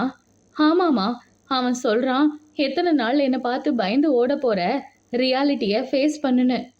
சரி விடு மேக்னா, உனக்கு பிடிக்கலனா நீ போக வேண்டாம், வேற வேலை பார்த்துக்கலாம். ஆமாமா, அதான் எனக்கு இந்த வேலை வேண்டாம்னு சொல்லிட்டு வந்துட்டேன். அதுக்காக என்ன சொன்னாங்க? உன் திறமைக்கு தான் உனக்கு இந்த வேலை கிடைச்சிருக்கு, எப்ப வேணும்னாலும் வந்து ஜாயின் பண்ணிக்கோன்னு சொன்னான். ஆனா நான் வந்துட்டேன். அவன் இருக்கிற இடத்துல எனக்கு இருக்கவே பிடிக்கல. நல்லா திட்டி விட்டுட்டு வந்துட்டேன். திட்னியா? என்ன திட்டின என கேட்டார் வரதன். விக்ரமின் சூழ்நிலை அவருக்கு ஏற்கனவே தெரியும் என்பதால் மேக்னாவால் விக்ரம் புண்படக்கூடாது என்பதில் தெளிவாக இருந்தார். அவனுக்கு அவனோட குற்ற உணர்ச்சி அவனை கொண்டுகிட்டு இருக்குன்னு சொன்னான். உன்னாலதான் என் தம்பி இந்த உலகத்தை பாக்கறதுக்கு முன்னாடியே செத்து போயிட்டான், நீ மட்டும் ஏன் உயிரோட இருக்க, நீயும் போய் சேர்ந்துருன்னு சொன்ன. மேக்னா சொல்லி முடிக்கும் முன் அவளை கன்னத்தில் அறைந்திருந்தார் வரதன். பிறந்ததிலிருந்து தந்தையின் அன்பையும் கொஞ்சலையும் மட்டுமே அனுபவித்தவளுக்கு அவரின் கோபம் அதிர்ச்சியை தந்தது. அப்பா, அவனுக்காக என்ன அடிக்கிறீங்களா? அதிர்ச்சி விலகாமல் கேட்டாள் மேக்னா. அவனுக்காக இல்ல, என்னோட வளர்ப்பு தப்பா போயிருச்சுன்னு தான் அடிச்சேன். இப்படியெல்லாம் பேச எங்க போய் கத்துக்கிட்ட மேக்னா? உன்னை ரொம்ப செல்லம் கொடுத்து வளர்த்தது தப்பா போச்சு, உன்கிட்ட இதை எதிர்பார்க்கல என்று பேசிவிட்டு போய்விட்டார் வரதன். மேக்னா, அந்த பையன் மேல தப்பே இருந்தாலும் ஒருத்தரை நேருக்கு நேரா பார்த்து செத்துப்போ அப்படின்னு சொல்றது ரொம்ப தப்புமா. அதனாலதான் அப்பா உன்னை அடிச்சிட்டாரு, மனசுல வச்சுக்காத, போய் ரெஸ்ட் எடுப்போ. இரவு வரை மேக்னா அறையை விட்டு வெளியே வரவில்லை. முன்பு இருந்ததை விட விக்ரமின் மேல் கோபம் பன்மடங்காக பெருகி இருந்தது. மேக்னா, வந்து சாப்பிடுவா, இதோடு 5 முறை அழைத்தாயிற்று, அவள் வரவில்லை. அவளை அழைத்து அழைத்து செல்வி களைந்து போனார். நீ இரு செல்வி, நான் கூட்டிட்டு வரேன். சரிங்க. புட்டுக்கண்ணா, ஏன் சாப்பிட வரல? வா, பசிக்கும்ல பாப்பாவுக்கு. வரதன் சொல்லை கேட்ட மேகனாவிற்கு கண்ணீர் பெருகியது. நான் வரல, நீங்க அடிச்சுட்டு சாரி கூட கேட்கல, நான் வரமாட்டேன், போங்க. சரி, நீ நாளைக்கு விக்ரம் கிட்ட சாரி கேளு, அப்புறம் அப்பா உன்கிட்ட சாரி கேட்குறேன். எனக்கு அவனை பிடிக்கல, இனி அவனை பார்க்கவே மாட்டேன். அப்போ அவன் சொன்ன மாதிரி அவனுக்கு பயந்துதான் வேலையை விட்டு வந்துட்டேன்னு சொல்ற. நீ ரியாலிட்டிய ஃபேஸ் பண்ணு, ஏன் பயந்து ஓடுற?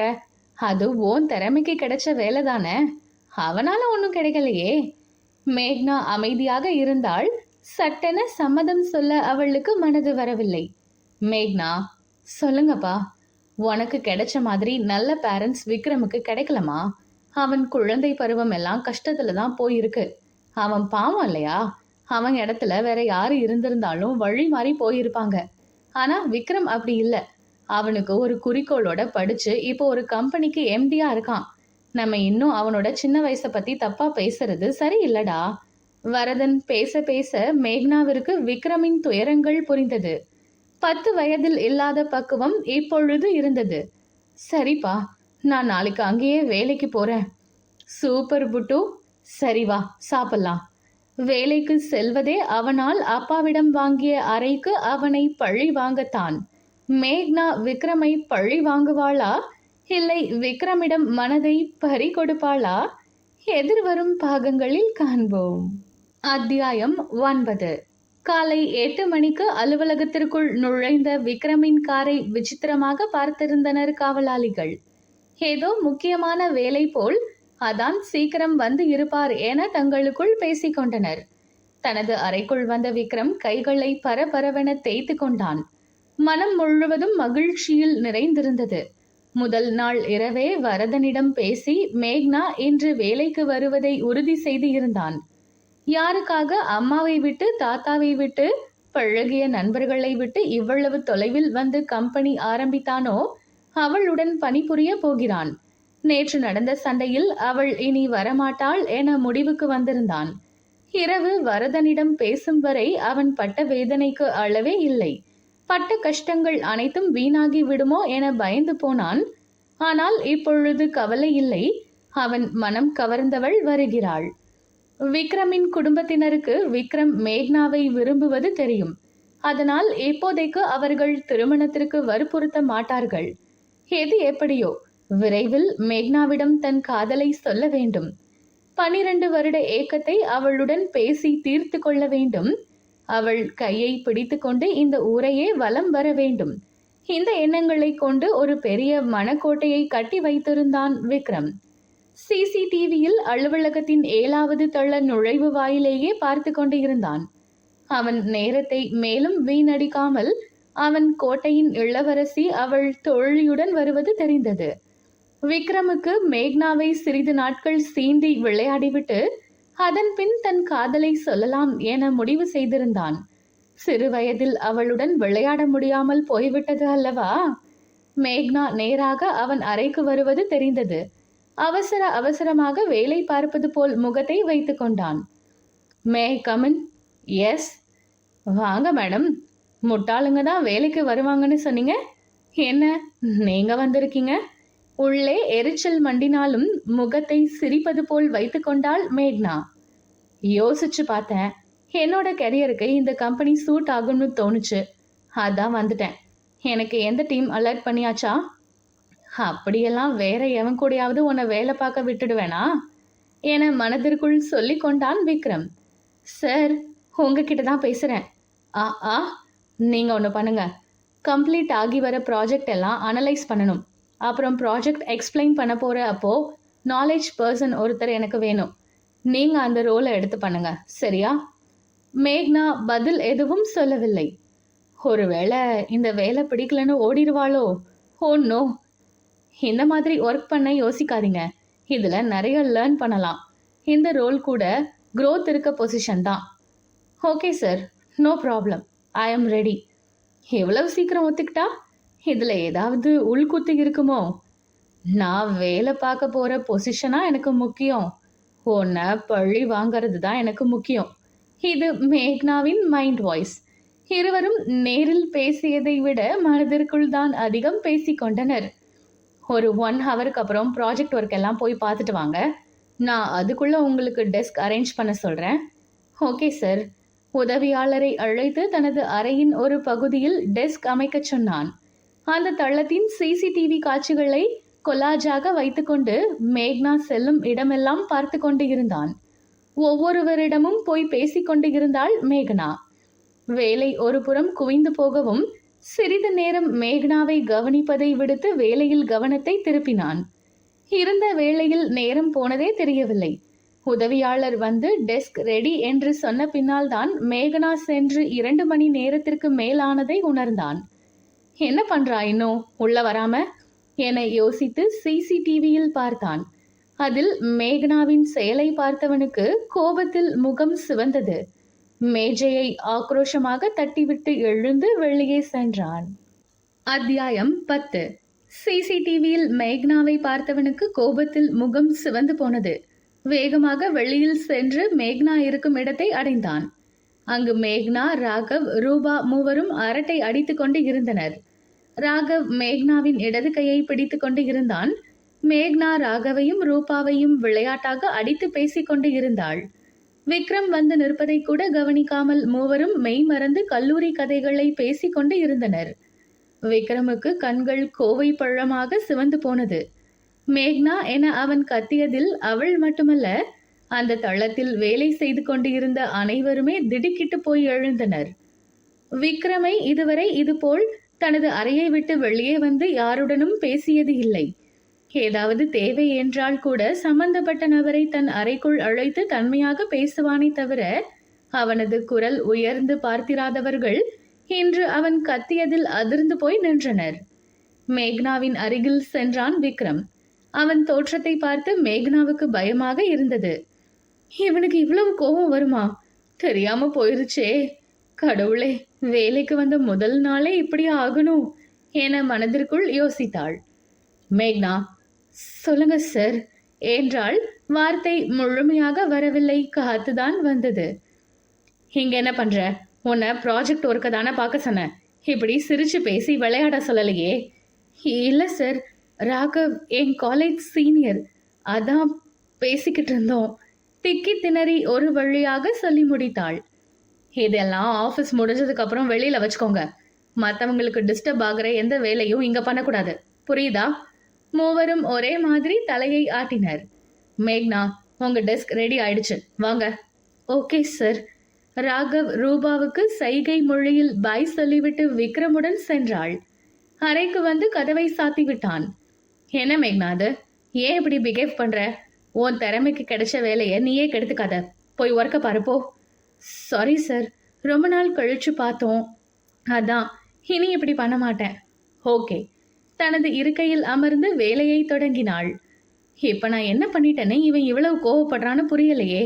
ராகவ் கிட்ட பேசினது அவ்வளவு ஒன்றும் பெரிய தப்பு இல்லையே. ஒருவேளை ராகவ் என் கையை பிடிச்சிட்டு இருந்ததை பார்த்து கோவப்பட்டிருப்பானோ? ஆனா அதுக்கு இவன் ஏன் கோவப்படணும்? நம்ம காலேஜ்ல அப்படிதானே ஃப்ரெண்ட்லியா பேசிப்போம். ஆனா நம்ம ராகவ் கிட்ட பேசினது மட்டும் இவனோட கோபத்துக்கு காரணம்னு தோணல. வேற ஏதோ ஒன்று இருக்கு, கண்டுபிடிக்கணும். யோசித்து கொண்டிருக்கும் போதே விக்ரமின் குரல் அவளை கலைத்தது. மேக்னா, சொல்லுங்க சார். லஞ்சுக்கு அப்புறம் கிளைண்ட் மீட்டிங் போகணும், ரெடியா இருங்க. Okay sir. லஞ்ச் டைம்ல போய் அவங்க கூட ஜாலியா பேசிட்டு இருக்கலாம்னு நினைச்சேன். விட மாட்டான் போல. சரி, சீக்கிரம் போய் சாப்பிட்டுட்டு வரலாம், இல்லைனா அதுக்கும் திட்டுவான், லூசு பையன். அன்றைய கிளைண்ட் மீட்டிங் நன்றாகவே போனது. மீட்டிங்கில் கவனம் இருந்தாலும் விக்ரமின் கண்கள் 2 நிமிடங்களுக்கு ஒருமுறை மேக்னாவை பார்த்து கொண்டு இருந்தது. ஆனால் மேக்னா அதையெல்லாம் கவனிக்கவில்லை, வேலையை மட்டும் பார்த்து கொண்டு இருந்தாள். மீட்டிங் முடிந்து வெளியே வரும் பொழுது மேக்னாவை அழைத்தான். மேக்னா, நீ போய் கார்ல வெயிட் பண்ணு, எனக்கு ஒரு சின்ன ஒர்க் இருக்கு, முடிச்சிட்டு வரேன். சார், கார் கீ டோக்கன் கொடுத்தா தானே தருவாங்க? ஆமால, இந்த வேலட் இதுல இருக்கு, எடுத்து கொடுத்துடு. ஓகே. விக்ரம் போய்விட்டான். டோக்கனை மட்டும் கொடுக்க வேண்டியது தானே, எதுக்கு வேலட்டை கொடுத்துட்டு போறான்? அவ்வளவு அவசரம் போல. வேலட்டை கொடுத்துட்டு போற அளவுக்கு நம்ம மேல இவ்வளவு நம்பிக்கையா? இவன் மனசுல என்னமோ இருக்கு. நம்ம கிட்ட மட்டும் ரொம்ப வித்தியாசமா நடந்துக்கிறான், என்னன்னு புரியலையே என யோசித்தபடியே கார் பார்க்கிங்கிற்கு வந்தாள். வேலட்டை திறந்து டோக்கனை எடுத்து கொடுத்து விட்டு வேலட்டை மூடி வைத்தாள். ஏதோ ஒரு உணர்வு தோன்றவே மறுபடியும் வேலட்டை திறந்து பார்த்தாள். அதில் ஒரு பக்கத்தில் தன்னுடைய போட்டோ இருந்ததை பார்த்து அதிர்ச்சியில் தன்னை மறந்து நின்றாள். அத்தியாயம் 11. விக்ரமுடைய வேலட்டில் தன்னுடைய போட்டோவை பார்த்த மேக்னா திகைத்து போய்விட்டாள். இவன் எதுக்கு நம்ம போட்டோவை வச்சிருக்கான்? அதுவும் இப்ப எடுத்த மாதிரி தெரியலையே. காலேஜ் டைம்ல எடுத்த போட்டோ மாதிரி இருக்கு. அப்போ இவன் ராஜஸ்தான்ல தானே இருந்திருப்பான். நம்ம இவனை பத்தி சந்தேகப்பட்டது சரிதான். இவன் ஏதோ ஐடியாவில் தான் இருக்கான். வரட்டும், கேட்குறேன். விக்ரம் வந்து விட்டான். கிளம்பலாமா மேக்னா? போகலாம் சார். ஓகே, ஏந்தாங்க உங்க வேலட். கொடு. ஐயோ, தெரியாதனமா இவகிட்ட வேலட்டை கொடுத்துட்டோமே. அதுல இவ போட்டோ இருந்துச்சு, பார்த்துருப்பாளோ?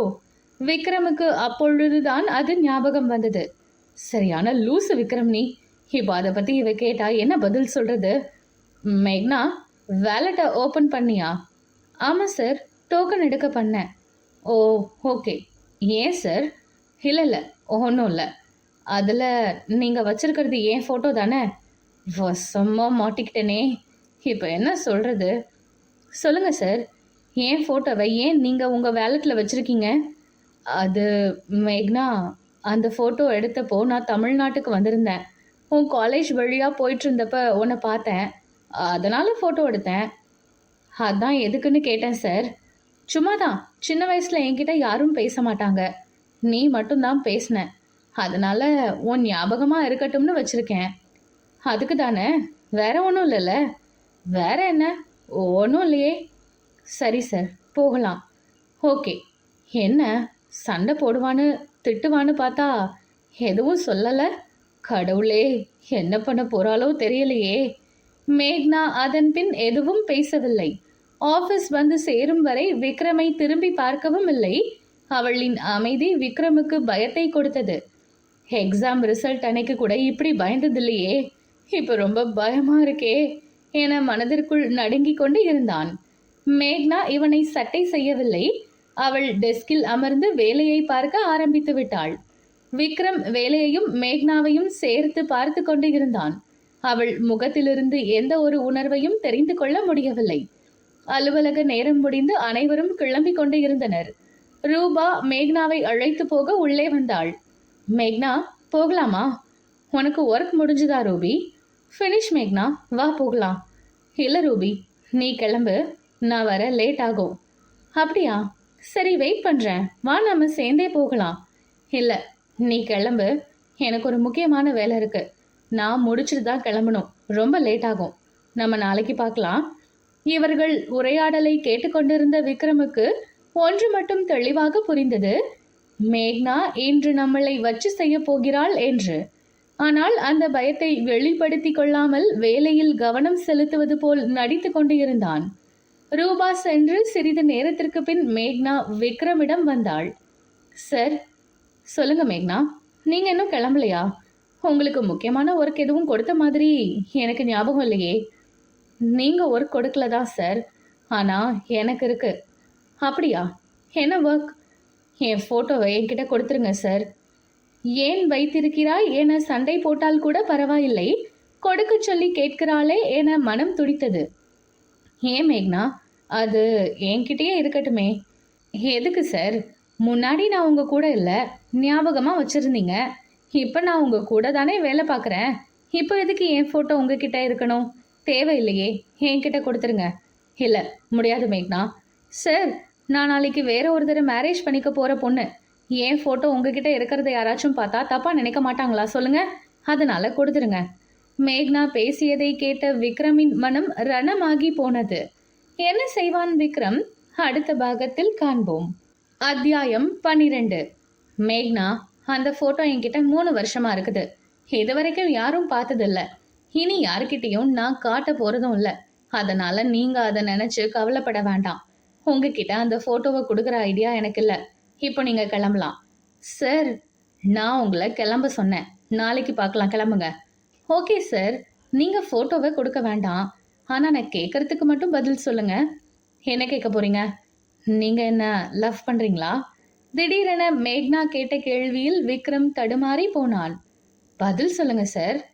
அது மேக்னா, இப்போ ஏன் இப்படியெல்லாம் கேட்டுட்டு இருக்கீங்க? நான் உங்க எம்டி, அது ஞாபகம் இருக்கட்டும். என்கிட்ட இப்படியெல்லாம் பேசக்கூடாது, புரியுதா? Super sir.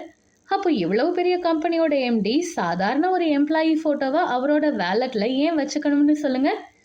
இப்போ என்ன, இந்த போட்டோ என்கிட்ட இருக்கு, அதனால உங்க ஃபியூச்சர் லைஃப்ல ப்ராப்ளம் வரும்னு நினைக்கிறீங்களா? அதானே? ஆமா சார், கண்டிப்பா. ரைட், இந்தாங்க உங்க போட்டோ. இப்போ நீங்க போகலாம். Thanks sir. அப்புறம் இந்த ஃபோட்டோ எனக்கு தெரியாமல் யாரோ எடுத்த மாதிரி இருக்கு. யாருன்னு தெரியல. உங்களுக்கு எப்படி கிடைச்சதுன்னு சொல்ல முடியுமா? ஏன், இப்போ அதை தெரிஞ்சுக்கிட்டே என்ன பண்ண போறீங்க? இல்லை, என்னை எவ்வளவு அழகாக ஃபோட்டோ எடுத்திருக்காங்கன்னா மேபி என்ன அவங்களுக்கு பிடிக்கும்னு நினைக்கிறேன். அதான் யாருன்னு தெரிஞ்சுக்கலாம்னு கேட்டேன். அது நான் எடுத்த ஃபோட்டோ தான். உங்ககிட்ட ஏற்கனவே சொன்னல, காரில் வச்சு. மறந்துட்டீங்களா? அண்ட் ஒன் மோர் திங், எனக்கு உங்களை பிடிக்காது, போதுமா? கிளம்புங்க. ஷே, இவன் மாறவே இல்லை, சிடுமூஞ்சி. இவனுக்கு என்ன பிடிச்சா என்ன, பிடிக்கலனா என்ன என உதட்டை சுழித்து விட்டு மேக்னா கிளம்பி விட்டாள். விக்ரமுக்கு மனது பாரமாக இருந்தது. எனக்கு இவளை எவ்வளவு பிடிக்கும், ஆனா இவ ஏன் வாயாலேயே அவளை பிடிக்கலன்னு சொல்ல வைக்கிறாளே. இவளுக்கு நான் என் காதலை எப்படிதான் புரிய வைக்க போறேன்னு எனக்கு தெரியலையே. வீட்டிற்கு செல்லவே பிடிக்கவில்லை. காவலாளியிடம் இரவு உணவை வாங்கி வரச் சொல்லி சாப்பிட்டு விட்டு அலுவலகத்தில் இருந்த ஓய்வு அறையிலேயே படுத்து விட்டான். தூக்கம் வரவில்லை. வேற ஒருத்தரை மேரேஜ் பண்ண போற பொண்ணுன்னு மேக்னா சொன்ன வார்த்தைகள் காதில் திரும்ப திரும்ப ஒலித்து கொண்டு இருந்தது. அன்று வரதன் சொன்னதை போல மேக்னா மனதில் இடம் பிடிப்பதை நினைத்ததை விட கடினமாகத்தான் இருக்கிறது. புரண்டு புரண்டு படுத்துவிட்டு ஒரு வழியாக தூங்கிவிட்டான். ஆனால் அங்கு மேக்னாவும் தன் தூக்கத்தை தொலைத்து இருந்தாள். விக்ரம் கிட்ட லவ் பண்றீங்களான்னு கேட்டதுக்கு இல்லைன்னு பதில் சொல்லவே இல்லை. ஆமானும் ஒத்துக்கவும் இல்லை. விக்ரம் மேல அப்பாவுக்கு ஏற்கனவே ஒரு சாஃப்ட் கார்னர் இருக்கு. ஒருவேளை விக்ரமுக்கு என்ன பிடிச்சு அப்பா கிட்ட வந்து பொண்ணு கேட்டா அப்பா யோசிக்காம சரின்னு சொல்லிடுவாரு. ஐயோ கடவுளே, போயும் போயும் இவன் கம்பெனில தான் எனக்கு வேலை கிடைக்கணுமா? எனக்கு மட்டும் ஏன் இப்படியெல்லாம் நடக்குது? இவனால என் தூக்கமே போச்சு. இனி என்ன நடக்க போகுதோன்னு தெரியலையே. குழம்பிக் கொண்டே ஒரு வழியாக தூங்கி போனாள். அடுத்து வந்த நாட்களில் ஆபீஸில் இருவருமே பேசிக் கொள்வதில்லை. அலுவலக ரீதியான பேச்சுவார்த்தையை தவிர ஒரு சிறு பார்வை பரிமாற்றம் கூட இல்லாமல் போனது. காலம் அது போக்கில் சுழன்று கொண்டு இருந்தது. விக்ரம் எப்பொழுதும் போல் தான் இருந்தான். ஆனால் மேக்னா தான் விக்ரமின் நடவடிக்கைகள் புரியாமல் குழம்பி போனாள். விக்ரமுக்கு கண்டிப்பா என்ன பிடிச்சிருக்கு, அதனாலதான் என் போட்டோவை வேலட்ல வச்சுட்டு சுத்தினான். ஆனா அன்னைக்கு போட்டோவை வாங்கினதுக்கு அப்புறம் அவன் நடவடிக்கை சுத்தமா மாறி போச்சு. அவனாச்சும் பரவாயில்ல, நான் ஏன் இப்படி மாறிட்டேன்? எனக்கு தான் அவனை பிடிக்காதே. இப்ப அவனால எந்த தொந்தரவும் இல்ல. அப்ப நான் சந்தோஷமா தானே இருக்கணும். ஆனா நான் அவனை நினைச்சு ஃபீல் பண்ணிட்டு இருக்கேன். ஒருவேளை நான் அவனை லவ் பண்றேனா? அது எப்படி முடியும்? அவனை நான் வெறுத்துட்டு தானே இருந்தேன். இது என்ன புது குழப்பமா இருக்கு. இதுக்கு எப்போ விடை கிடைக்கும்னு தெரியலையே. விடை கிடைக்குமா? எதிர்வரும் பாகங்களில் காண்போம். அத்தியாயம் 13. பின் வந்த நாட்களில் விக்ரம் தொடர்ச்சியாக 4 நாட்கள் வேலைக்கு வரவில்லை. அலுவலகத்தில் உடல்நிலை சரியில்லாததால் விடுப்பு என்ற தகவல் மட்டுமே கிடைத்தது. என்ன பிரச்சனை, எப்ப வருவான் என்ற கேள்விகளுக்கு விடை கிடைக்கவில்லை. விக்ரம் வரவில்லை என்றாலும் அலுவலகத்தில் வேலை எப்பொழுதும் போல் நடந்தது. அடிக்கடி பிசினஸ் ட்ரிப் செல்பவன் என்பதால் அவனது விடுப்பு அனைவருக்கும் பழகி இருந்தது. சண்டை போட்டாலும் தினசரி அலுவலகத்தில் மேக்னா அவனை பார்த்து விடுவாள். அதனால் பெரியதாக பாதிக்கவில்லை. ஆனால் இப்பொழுது தொடர் விடுமுறையில் அவனை பார்க்க முடியாமல் எதையோ இழந்தது போல் இருந்தது. வீட்டு முகவரி கேட்டு நேரிலேயே போய்விடலாம் என தோன்றியது. ஒருவேளை ராஜஸ்தான் சென்று இருப்பானோ? போனில் அழைத்தால் போனை எடுப்பானா என மேகனாவின் எண்ணங்கள் அலைபாய்ந்தது. யாரிடமும் இதை பற்றி பேச முடியவில்லை. நீ ஏன் எம்டிய தேடுறன்னு கேட்டா என்ன பதில் சொல்றது? யோசித்து யோசித்து தலை வெடித்து விடும் போல் இருந்தது. விக்ரம் இல்லாமல் 5 நாட்கள் கழிந்து போனது. வார விடுமுறை நாட்களை எப்படியோ கழித்துவிட்டு திங்கட்கிழமை அலுவலகத்திற்கு சீக்கிரமே சென்று விட்டாள் மேக்னா. ஆனால் ஏமாற்றம்தான். இன்றும் விக்ரம் வரவில்லை. இதற்கு மேல் பொறுக்க முடியாது. விக்ரமின் வீட்டு முகவரியை தெரிந்து கொண்டு காரை அங்கு செலுத்தினாள். வில்லா வகை வீடுகள் கொண்ட பெரிய வளாகம். விக்ரம் வீட்டை கண்டுபிடிப்பது பெரிய சிரமமாக தெரியவில்லை. காவலாளியிடம் விசாரித்த பொழுது அவன் வீட்டில் இருப்பது தெரிந்தது. அழைப்பு மணியை அழித்துவிட்டு காத்திருந்தாள். இப்போ எதுக்கு இங்க வந்தன்னு கேட்டா என்ன பதில் சொல்றது? ஏதோ ஒரு வேகத்துல கிளம்பி வந்தாச்சு. கையை பிசைந்து கொண்டு நின்றாள். கதவு திறக்கப்படும் ஓசை கேட்டது. விக்ரம் கண்களில் மேகனாவை பார்த்தவுடன் ஒரு மின்னல் மின்னி மறைந்தது. ஆனால் விக்ரமை பார்த்த மேகனாவிற்கு அவனிடம் ஒரு வித்தியாசமும் தெரியவில்லை. உடல்நிலை சரி இல்லாதவன் போல் அவன் இல்லை. எப்பொழுதும் போல் ஆக்டிவாக நன்றாகவே இருந்தான். அப்புறம் ஏன் உடம்பு சரியில்லைன்னு சொல்லி லீவ் போட்டிருப்பான்? ஒன்றும் புரியலையே. ஹாய் மேக்னா. ஹாய் சார், எப்படி இருக்கீங்க? உங்களுக்கு உடம்பு சரியில்லைன்னு சொன்னாங்க, அதான் பார்த்துட்டு போகலான்னு வந்தேன். அப்படியா? என்னை பார்த்தா உடம்பு சரியில்லாத மாதிரி தெரியுதா? நான் நல்லா தானே இருக்கேன். ஆமாம் சார், நல்லா தான் இருக்கீங்க. அப்போ நான் கிளம்புறேன் என்று அவசர கதியில் சொன்னாள் மேக்னா. வெளியில தான் கிளம்புறேன்னு சொன்னாள். மனதிற்குள் வீட்டிற்குள் செல்ல வேண்டும். இன்னும் கொஞ்ச நேரம் அவனை பார்த்து கொண்டும் அவனிடம் பேசிக்கொண்டும் இருக்க வேண்டும் என்று தோன்றியது. அவளை நினைத்தால் அவளுக்கே ஆச்சரியமாக இருந்தது. 6 மாதத்திற்கு முன்னாடி வரைக்கும் யாராச்சும் விக்ரம்னு பேர் சொல்லி இருந்தால் கூட அவங்க மேல கொலவெறி ஆகி இருப்பா. அவனை அவ்வளவு வெறுத்துட்டு இருந்தா. ஆனால் இப்பொழுது அவனை தேடிக்கிட்டு அவன் வீட்டு வாசலில் வந்து நிற்கிறாள் என அவளின் மனதே அவளை காரி தூப்பியது. மேக்னா, வீட்டுக்குள்ள வரலையா? நான் உங்களை உள்ள வர சொல்லி 5 நிமிஷம் ஆச்சு. இதோ வரேன் சார். உள்ளே வீடு பிரம்மாண்டமாக இருந்தது. 3 படுக்கை அறைகள், கிச்சன், வரவேற்பறை, பூஜை அறை என விலாசமாக இருந்தது. தன் வீடும் பெரியதுதான். ஆனால் இங்கு ஒருவன் தானே இருக்கிறான். இவனுக்கு எதற்கு இவ்வளவு பெரிய வீடு என வீட்டை சுற்றி அலைபாய்ந்த மேகனாவின் கண்கள் ஓரிடத்தில் நிலைத்து நின்றது. தலை சுற்றி மயக்கம் வருவது போல் இருந்தது. தலையை பிடித்து கொண்டு அப்படியே அமர்ந்து விட்டாள். மேக்னா அங்கு என்ன பார்த்திருப்பாள்? அடுத்த பாகத்தில் காண்போம். அத்தியாயம் 14. வீட்டை சுற்றி வலம் வந்தவளுக்கு விக்ரம் குஷியுடன் இருந்த போட்டோவை பார்த்து தலையை சுற்றி கொண்டு வந்தது. தலையை பிடித்து கொண்டு அப்படியே அமர்ந்து விட்டாள்.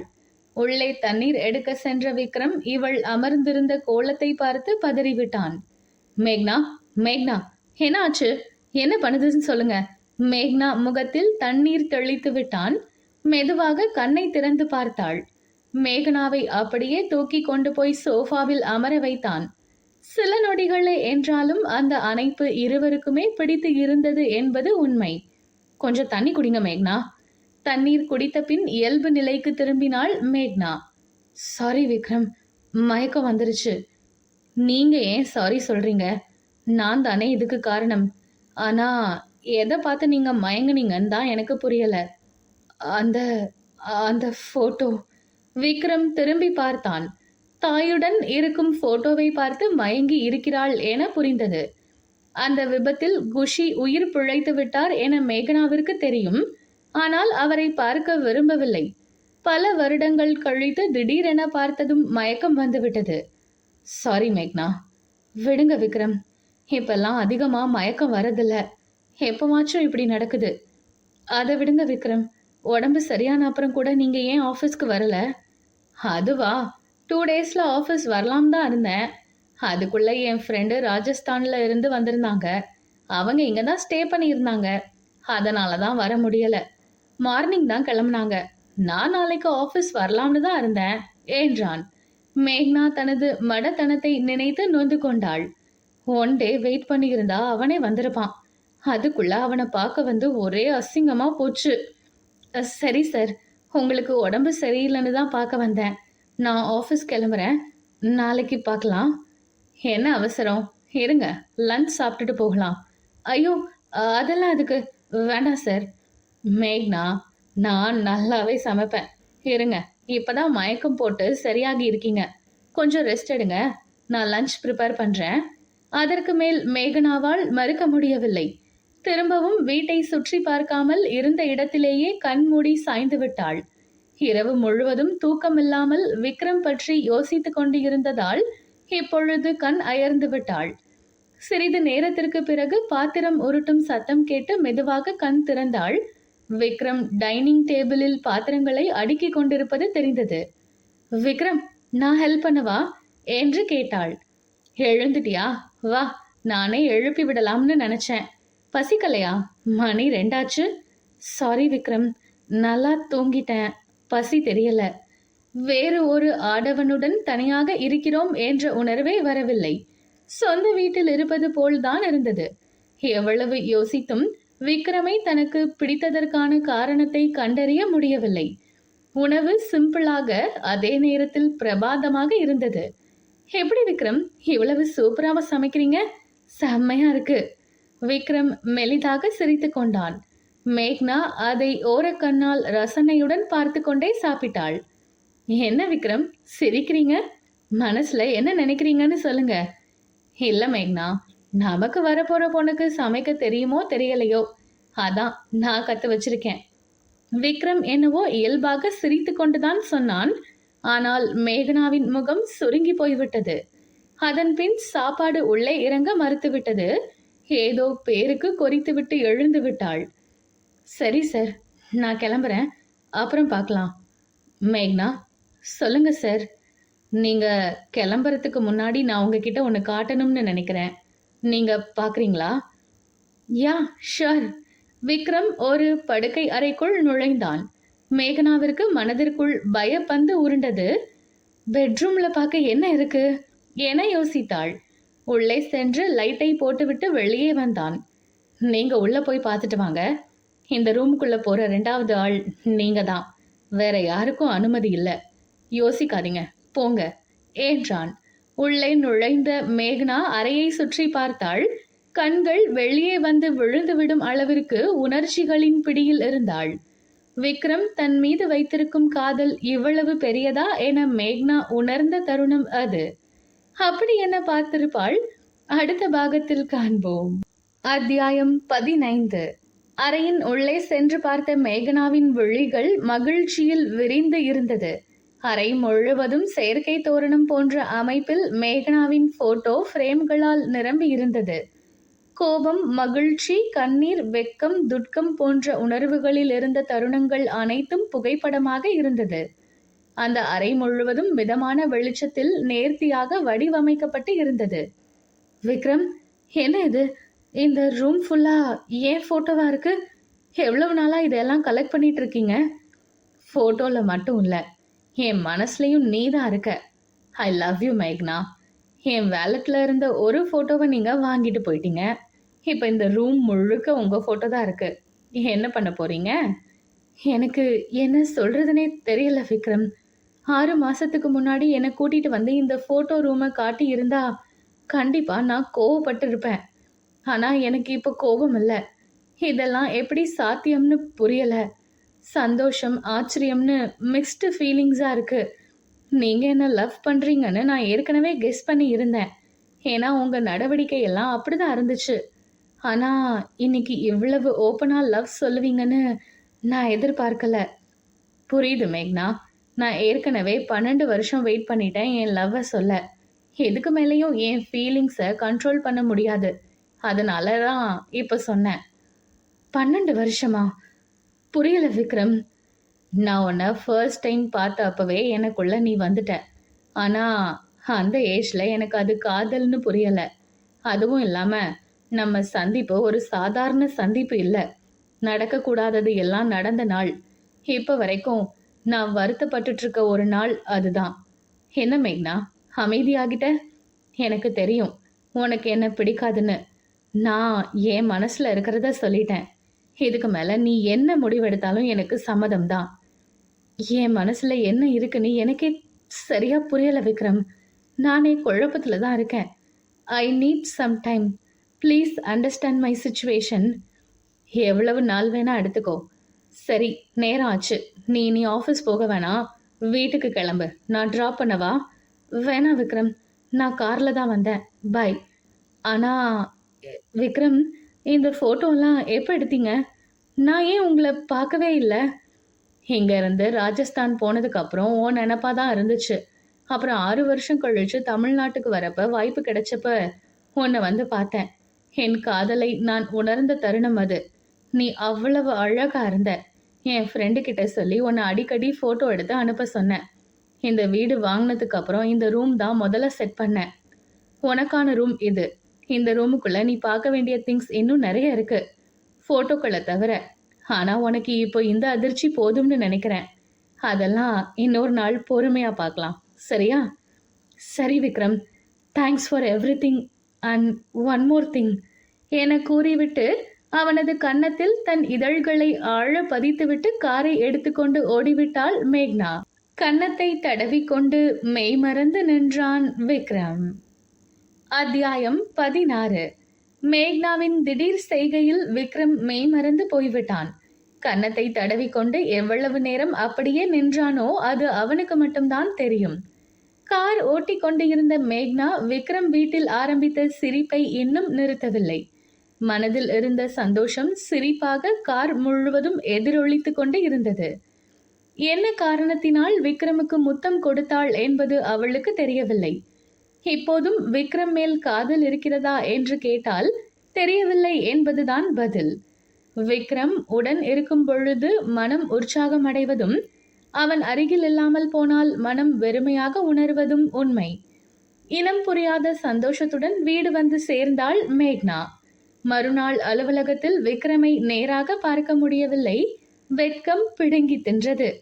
மதியத்திற்கு பிறகு மேக்னாவிடம் வந்தான் விக்ரம். மேக்னா, சொல்லுங்க சார். என் கூட வரீங்களா? கொஞ்சம் வெளியில போயிட்டு வரலாம். எங்க சார்? எனக்கு ஒர்க் இருக்கு. இந்த ஜோக்கை நெக்ஸ்ட் டைம் சொல்ல சிரிக்கிறேன். இப்ப வா போகலாம். காலையிலிருந்து இருவரும் வேலையை பார்க்கவில்லை. ஒருவரை ஒருவர் பார்ப்பதும் சிரிப்பதும் வெட்கப்படுவதும் தலையை குனிவதுமாகத்தான் இருந்தனர். இதற்கு மேல் இருந்தாலும் அதைத்தான் செய்ய போகிறோம் என்பதால் விக்ரம் மேக்னாவை வெளியே அழைத்து செல்லலாம் என முடிவெடுத்தான். உயர்தர உணவகம் ஒன்றிற்கு அழைத்து வந்திருந்தான்.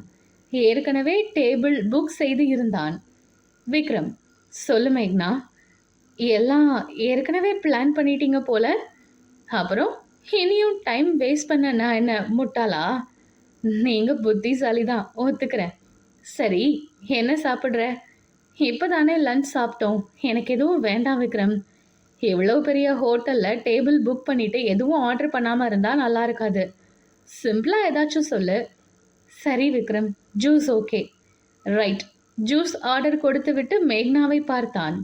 மறுபடியும் அதே வெட்கம், அதே தலைகுனிவு. மேக்னா, ஏன் இப்படி என்னை பார்த்து இவ்வளவு வெட்கப்படுற? நேத்து ஏன் கிஸ் பண்ண? சாரி விக்ரம், எனக்கு அந்த டைம்ல அப்படி பண்ணணும்னு தோணுச்சு, அதனால பண்ணேன். சரி, தப்பில்ல, விடு. அப்போ உனக்கும் என்ன பிடிச்சிருக்கு, அப்படிதானே? விக்ரம், என்கிட்ட இந்த கேள்விக்கு இப்போதைக்கு பதில் இல்லை. நானே இன்னும் குழப்பத்துல தான் இருக்கேன். ஆனா உங்க கூட இருக்க எனக்கு ரொம்ப பிடிச்சிருக்கு. ஏதோ ஒரு காரணத்துக்காக தான் நான் சின்ன வயசுல உங்ககிட்ட பேசினேன்னு அடிக்கடி நினைச்சுப்பேன். ஆனா உங்களை பத்தி எனக்கு ஞாபகம் வந்தாலே கூடவே வெறுப்பு தான் வரும். ஆனா அந்த வெறுப்புக்குள்ள ஏதோ ஒரு விருப்பம் ஒளிஞ்சிருக்கும்னு இப்ப தோணுது. நீ டைம் எடுத்துக்கோ மேக்னா, நோ ப்ராப்ளம். ஆனா என் காதல் உனக்கு புரியுதா? நல்லா புரியுது விக்ரம். ஆஃபீஸில் ஜாயின் பண்ண நாளில் இருந்தே எனக்கு அந்த டவுட் இருந்துச்சு. நேற்று வீட்டில் அந்த ரூமை பார்த்ததுக்கப்புறம் கன்ஃபார்ம் ஆயிடுச்சு. சரி, தேங்க்ஸ். நீயும் முடிஞ்ச அளவு சீக்கிரம் சொல்லு. உன் முடிவை சொல்லு. உன்னை இப்படி தள்ளி வச்சு ரொம்ப நாளைக்கு என்னால் பார்த்துட்ருக்க முடியாது, சரியா? விக்ரம், என்னை பொறுத்த வரைக்கும் இந்த விஷயத்தில் நான் மட்டும் முடிவெடுக்க முடியாது. அம்மா அப்பா ரொம்ப முக்கியம். அவங்க சம்மதம் வேணும். அதுக்கு முன்னாடி எனக்கு கிளாரிட்டி வேணும். கொஞ்சம் வெயிட் பண்ணுங்க. ஓகே மேக்னா, வா போகலாம். உணவகத்தை விட்டு வெளியே வந்து மெயின் ரோட்டை ஒட்டிய கார் பார்க்கிங்கில் நின்றனர். வீட்டில் ட்ராப் பண்ணவா மேக்னா? இல்லை விக்ரம், என் கார் ஆஃபீஸில் தானே இருக்கு, அங்கேயே போகலாம். ஓகே மேக்னா. அப்புறம் ஒரு நிமிஷம், இனிமே கிஸ் பண்ணுறதா இருந்தா கன்னத்தில் பண்ணாத என்று கூறிவிட்டு மேகனாவின் அருகில் கன்னத்தோடு கன்னம் உரச நின்று அவள் உதட்டில் விரல்களை வைத்து சுட்டி காட்டினான். இங்க கிஸ் பண்ண, சரியா? நெருக்கத்தில் அவனின் மூச்சு காற்றுப்பட்டதும் முகம் சிவந்து உள்ளங்கை வியர்த்து போனது மேகனாவிற்கு. அவன் நெஞ்சில் கையை வைத்து தள்ளிவிட்டு சிரித்தபடி ஓடிச் சென்று காரில் ஏறிக்கொண்டாள். இவர்களின் செய்கையை அந்த நிறுத்தத்தில் நின்ற கல்லூரி பேருந்திலிருந்து அதிர்ச்சியுடன் பார்த்து கொண்டு இருந்தார் செல்வி. அத்தியாயம் 17. விக்ரம் மேக்னாவின் காதல் விளையாட்டுகளை பேருந்திலிருந்து அதிர்ச்சியுடன் பார்த்து கொண்டு இருந்தார் செல்வி. அன்று நடந்த அந்த சம்பவத்திலிருந்து அவர் இன்னும் முழுதாக மீண்டு வரவில்லை. இன்று நலமாக பள்ளியில் படித்து கொண்டு இருந்திருக்க வேண்டிய குழந்தை அன்று உதிரத்தோடு உதிரமாக போனதை இன்னும் அவரால் ஏற்றுக்கொள்ள முடியவில்லை. அந்த நிகழ்வுக்கு பிறகு விக்ரம் குடும்பத்தை பற்றி பேச்சு வரும்போது எல்லாம் அமைதியாக கடந்து விடுவார்.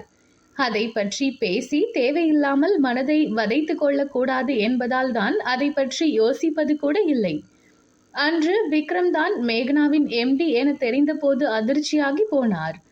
இன்று அவர்களின் நெருக்கமான செய்கைகளை பார்த்து விக்கித்து போய்விட்டார். வேறு யாரையும் விரும்புகிறேன் என்று மேக்னா கூறினாலும் ஒத்துக்கொள்வார். ஆனால் விக்ரமை கண்டிப்பாக ஏற்றுக்கொள்ள முடியாது. இன்று இது பற்றி மேக்னாவிடம் பேச வேண்டும் என முடிவெடுத்தார்.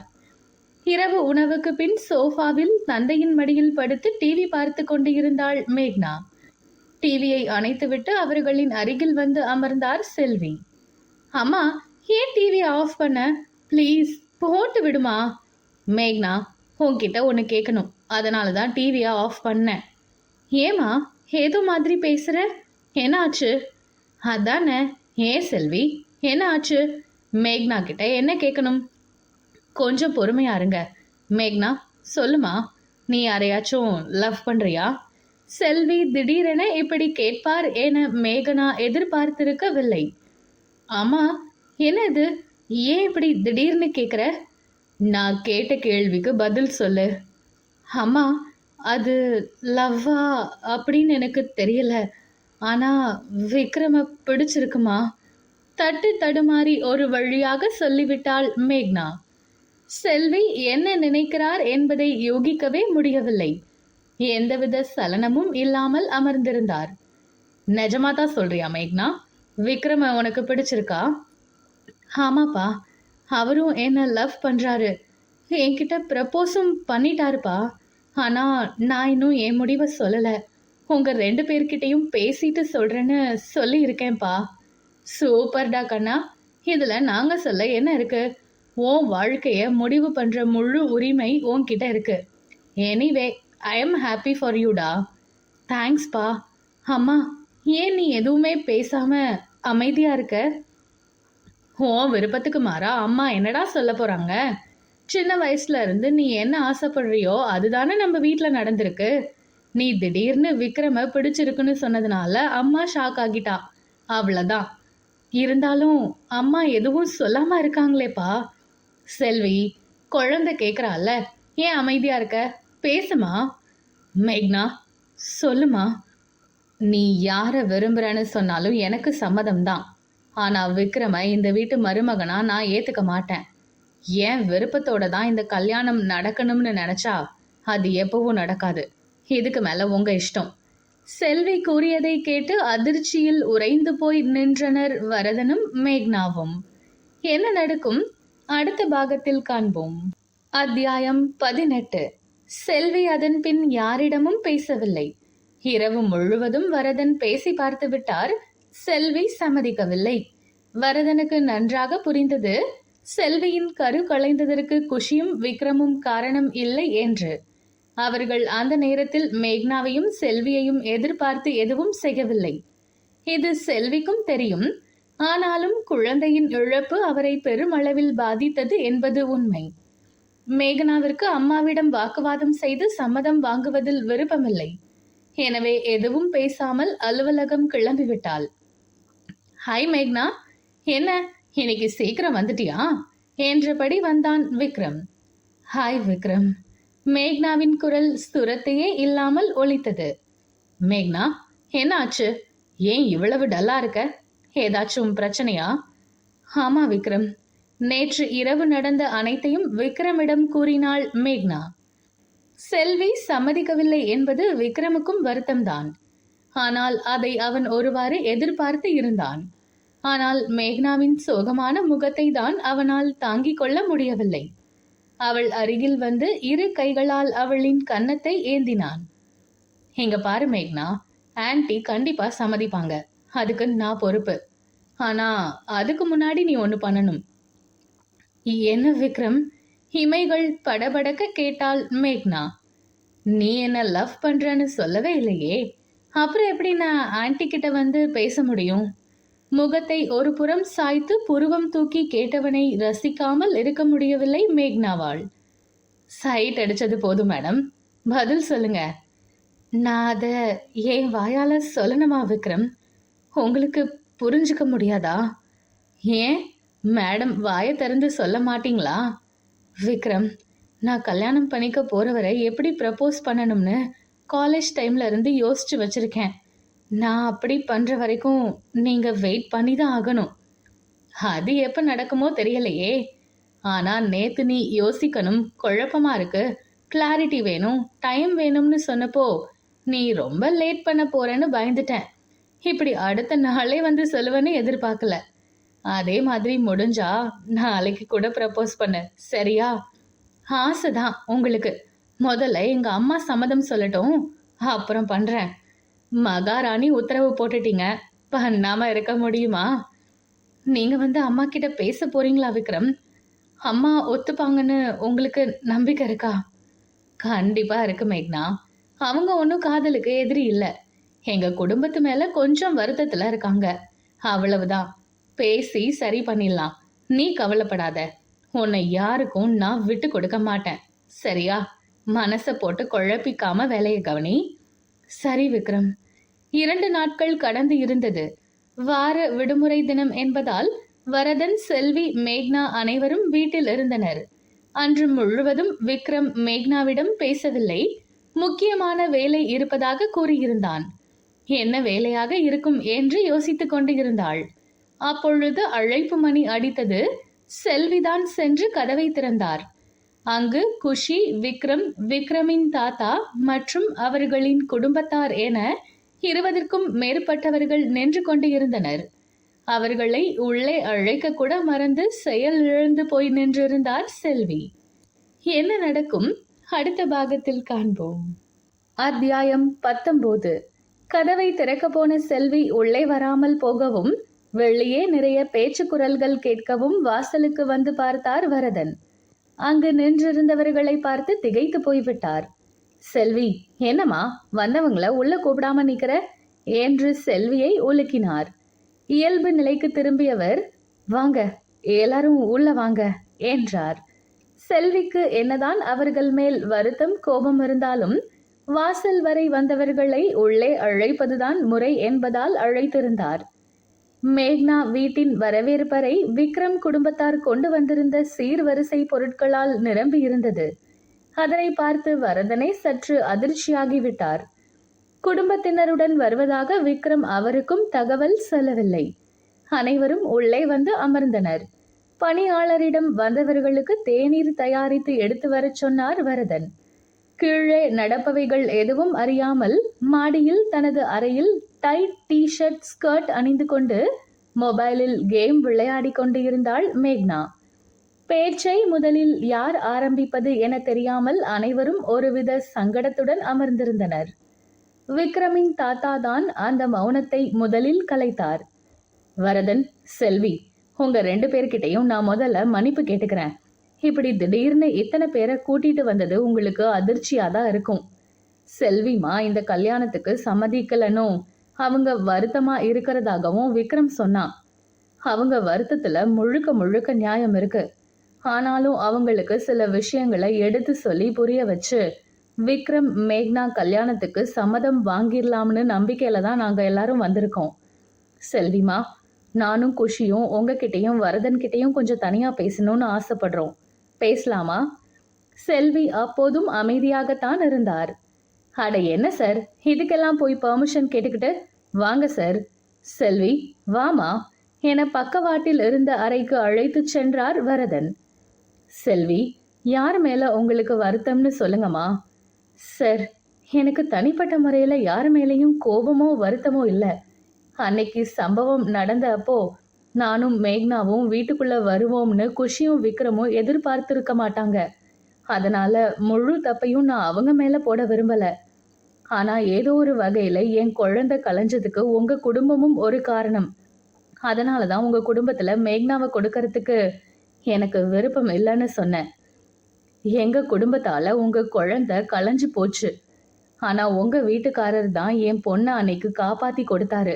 அந்த நன்றி கடன் எங்களுக்கு நிறையவே இருக்கு. அது போக விக்ரம் மேக்னாவை 12 வருஷமா விரும்புறான். மேக்னாவுக்காக தமிழ்நாட்டுல தொழில் தொடங்கி நடத்திட்டு இருக்கான். விக்ரம் மேக்னாவை விரும்புறது எங்களுக்கெல்லாம் ரொம்ப நாளைக்கு முன்னாடியே தெரியும். அப்பவே உங்க வீட்டுக்கு வந்து பேசுறோம்னு சொன்னோம். விக்ரம் வேண்டாம்னு சொல்லிட்டான். முதல்ல மேக்னாவுக்கு என் மேல காதல் வரணும், அதுக்கப்புறம் வந்து பேசுங்கன்னு சொல்லிட்டான். 2 நாளைக்கு முன்னாடி ஃபோன் பண்ணி நீங்க சம்மதிக்கலன்னு ரொம்ப வருத்தப்பட்டு பேசினான். அதனாலதான் நாங்க எல்லாரும் இங்க கிளம்பி வந்தோம். விக்ரம் மேக்னா மேல உயிரையே வச்சிருக்கான். அவன் வாழ்க்கையில மேக்னா இல்லைன்னா அவன் என்ன ஆவானே தெரியல. அதனால தயவு செஞ்சு இந்த கல்யாணத்துக்கு சம்மதம் சொல்லுங்க என்று சொல்லிவிட்டு கை கூப்பி நின்றார். செல்வியும் குஷியும் அழுதே விட்டனர். வரதனுக்கும் கண்கள் கலங்கி போனது. குஷி வந்து செல்வியின் கரங்களை பிடித்து கொண்டார். ஏன் உயிரை காப்பாத்திட்டு என் மகன் வாழ்க்கைய நரகமாக்கிறாதீங்க. அவங்க கல்யாணத்துக்கு சம்மதம் சொல்லுங்க. அன்னைக்கு நடந்த தப்புக்கு நான் மன்னிப்பு கேட்டுக்கிறேன் என்று கூறிவிட்டு கதறி அழுதார். செல்வியின் பதில் என்னவாக இருக்கும் அடுத்த பாகத்தில் காண்போம். அத்தியாயம் 20. இறுதி அத்தியாயம். குஷியின் அழுகையும் விக்ரம் தாத்தாவின் கெஞ்சலும் செல்வியின் மனதை அசைத்து பார்த்தது. செல்விமா, அதுதான் இவங்க 2 பேரும் இவ்வளவு தூரம் சொல்றாங்கல்ல, இன்னும் என்ன யோசனை? சரின்னு சொல்லுமா. நம்ம குழந்தைய இழந்து நம்ம வருத்தப்பட்ட மாதிரி விக்ரமும் மேக்னாவும் அவங்க காதலை இழந்து கஷ்டப்படணுமா? அவங்களாச்சும் சந்தோஷமா இருக்கட்டுமே. தயவு செஞ்சு சரின்னு சொல்லு செல்வி. சரிங்க, நீங்க எல்லாரும் இவ்வளவு தூரம் சொன்னதுக்கு அப்புறம் நான் வேற என்ன சொல்ல முடியும்? எனக்கும் சம்மதம் தான். என் பொண்ணு மேக்னா அவ நல்லா இருக்கணும் தான் நானும் நினைக்கிறேன். ரொம்ப நல்லதுமா. சார், செல்வி சம்மதம் சொல்லியாச்சு. நீங்க என்ன சொல்றீங்க? வரதன் சார், உங்க மனைவி சம்மதிச்சதுல எங்களுக்கு ரொம்ப ரொம்ப சந்தோஷம். விக்ரம் ஏற்கனவே ரொம்ப நாள் வெயிட் பண்ணிட்டான். இனியும் காக்க வைக்க வேண்டாம். இன்னைக்கே நிச்சயம் பண்ணிக்கலாம். அடுத்த வாரம் புதன்கிழமை நாள் நல்லா இருக்கு. கோவில்ல சிம்பிளா கல்யாணம் பண்ணிட்டு இங்கேயும் ராஜஸ்தான்லயும் பெரிய அளவுல ரிசப்ஷன் வச்சிடலாம். நீங்க என்ன சொல்றீங்க? அப்படியே பண்ணிடலாம் சார். எங்களுக்கு முழு சம்மதம். விக்ரம் அம்மா, இனி கண் கலங்காதீங்க. உங்க பையன் வாழ்க்கை நல்லா இருக்கும். கண்டிப்பா சார், எனக்கு அந்த நம்பிக்கை இருக்கு. செல்வி, இன்னும் ஏன் இங்க நிக்கிற? போய் மேக்னாவை ரெடி பண்ணி கூட்டிட்டு வா. போமா. சரிங்க. வெளியே விக்ரம் நகத்தை கொறித்தபடி டென்ஷனாய் காத்திருந்தான். தாத்தா பேசி சம்மதிக்க வைத்து விடுவார். இருந்தாலும் செல்வி முழு மனதாய் ஒப்புக்கொள்வாரா என்ற சந்தேகம் இருந்தது. வெளியே வந்த செல்வியின் முகம் பார்த்து அவர் சம்மதத்தை உணர்ந்து கொண்டான். மனம் மகிழ்ச்சியில் துள்ளியது. மேக்னா, மேக்னா. என்னம்மா? ஏண்டி, வீட்ல இவ்வளவு சத்தமா இருக்கு? என்ன நடக்குதுன்னு கூட பார்க்காம அப்படி என்னத்த போன்ல பாத்துக்கிட்டு இருக்க? கேம் விளையாடுறமா. சூப்பரா இருக்கு. உனக்கு லிங்க் அனுப்பவா? நீயும் ஜாயின் பண்றியா? அட கடவுளே என தலையில் அடித்து கொண்டார் செல்வி. காதில் இருந்த ஹெட்போனை கழட்டிய பின் தான் ஹாலில் இருந்து வந்த பேச்சு குரல்கள் மேகனாவிற்கு கேட்டது. என்னம்மா இவ்வளவு சவுண்டா இருக்கு? யார் வந்திருக்காங்க? செல்வி 10 நிமிடங்கள் செலவு செய்து நடந்தவற்றை கூறினார். மேகனாவின் விழிகள் வியப்பில் விரிந்தது. அம்மாவை கட்டி கொண்டு குதித்தாள். மேக்னா, இதெல்லாம் அப்புறம் வச்சுக்கலாம். பெரியவங்க எல்லாரும் வெயிட் பண்றாங்க. சீக்கிரம் ரெடி ஆகி வா. தேங்க்ஸ்மா, ரொம்ப தேங்க்ஸ்மா. நீ போ, நான் 10 மினிட்ஸ்ல வரேன். சரி சரி, சீக்கிரம் வா. இளநீல வண்ண மென்பட்டு சேலையில் மிதமான ஒப்பனையுடன் இறங்கி வந்தாள் மேக்னா. அவள் அழகில் விக்ரம் குடும்பத்தினர் இமைக்கவும் மறந்து போயினர். விக்ரம் எழுந்து சென்று அவள் கையை பிடித்து அழைத்து வந்தான். நிச்சய பத்திரிகை வாசிக்கப்பட்டது. அடுத்த 1 வாரம் எப்படி போனது என்பதே தெரியவில்லை. மின்னல் வேகத்தில் பறந்தது நாட்கள். புதன்கிழமை குறிக்கப்பட்ட நல்ல நேரத்தில் விக்ரம் மேக்னாவின் கழுத்தில் தாலி கட்டினான். தன் மகன் முகத்தில் சந்தோஷத்தை பார்த்த குஷி கண் கலங்கி போனார். செல்வியும் வரதனும் நெகிழ்ந்து போயிருந்தனர். விக்ரமின் தாத்தா தன் பேரன் ஆசை நிறைவேறிவிட்டதை நினைத்து நிம்மதியுடன் இருந்தார். நம் ஜோடிகள் விக்ரமும் மேக்னாவும் இந்த உலகத்திலேயே இல்லை. அவர்கள் கனவு உலகத்தில் மிதந்து கொண்டு இருந்தனர். சிறு வயதில் துன்பத்தை அனுபவித்தவர்கள் வாழ்க்கை இனி நிறைவாக மகிழ்ச்சியுடன் இருக்கட்டும் என வாழ்த்தி நாமும் விடை பெறுவோம். உலக அளவில் பல குழந்தைகள் சிறு வயதில் குடும்ப வன்முறை, பாலியல் தொந்தரவுகள், பெற்றோர் தங்கள் முன் போடும் சண்டை, அடிதடி என தங்கள் மேல் விளைக்கப்படும் அநீதிகளால் தாங்கள் அறியாமலேயே பாதிக்கப்படுகின்றனர். பிறக்கும் அனைத்து குழந்தைகளுக்கும் மகிழ்ச்சியான குழந்தை பருவம் வாய்ப்பதில்லை. இந்த கதையின் நாயகன் விக்ரமும் இது போன்ற ஒரு சூழலில் பாதிக்கப்பட்டவன்தான். ஆனால் அந்த கசப்பான நினைவுகளை கடந்து தன்னம்பிக்கையுடன் வாழ்க்கையில் ஜெயித்தவன். நாம் அனைவருமே ஏதாவது ஒரு பருவத்தில் மனசோர்வுக்கு ஆளாகின்றோம். எனினும் அதை மறந்து நம்மை நாம் தன்னம்பிக்கையுடனும் மகிழ்ச்சியுடனும் வைத்து கொண்டால் அனைவருக்குமே வானம் வசப்படும். வாசிப்போம், வாழ்வோம். நன்றி. இத்துடன் இந்த கதை இனிதே நிறைவடைந்து விட்டது. இந்த கதை உங்களுக்கு பிடித்திருந்தால் லைக் பண்ணுங்க, உங்க நண்பர்களுக்கு ஷேர் பண்ணுங்க. உங்கள் பொன்னான கருத்துக்களை கீழே கமெண்ட்ஸ் மூலம் எங்களுக்கு தெரியப்படுத்துங்கள். எழுத்தாளர் ஸ்வாதிகா கணேசன் அவர்களின் கதைகளை ஆடியோ வடிவில் கேட்டு மகிழ இன்றே கதைகள் 360 என்ற யூடியூப் சேனலை சப்ஸ்கிரைப் செய்து வைத்துக் கொள்ளுங்கள். உடனுக்குடன் நோட்டிபிகேஷன்களை பெற அந்த பெல் ஐகானையும் தட்டிவிடுங்கள். இதே போன்ற வேறு ஒரு சுவாரஸ்யமான கதையுடன் உங்களை வந்து சந்திக்கிறோம். அதுவரை உங்களிடமிருந்து விடைபெறுவது எழுத்தாளர் ஸ்வாதிகா கணேசன் மற்றும் நான் உங்கள் பிரீத்தி திலீபன். நன்றி, வணக்கம்.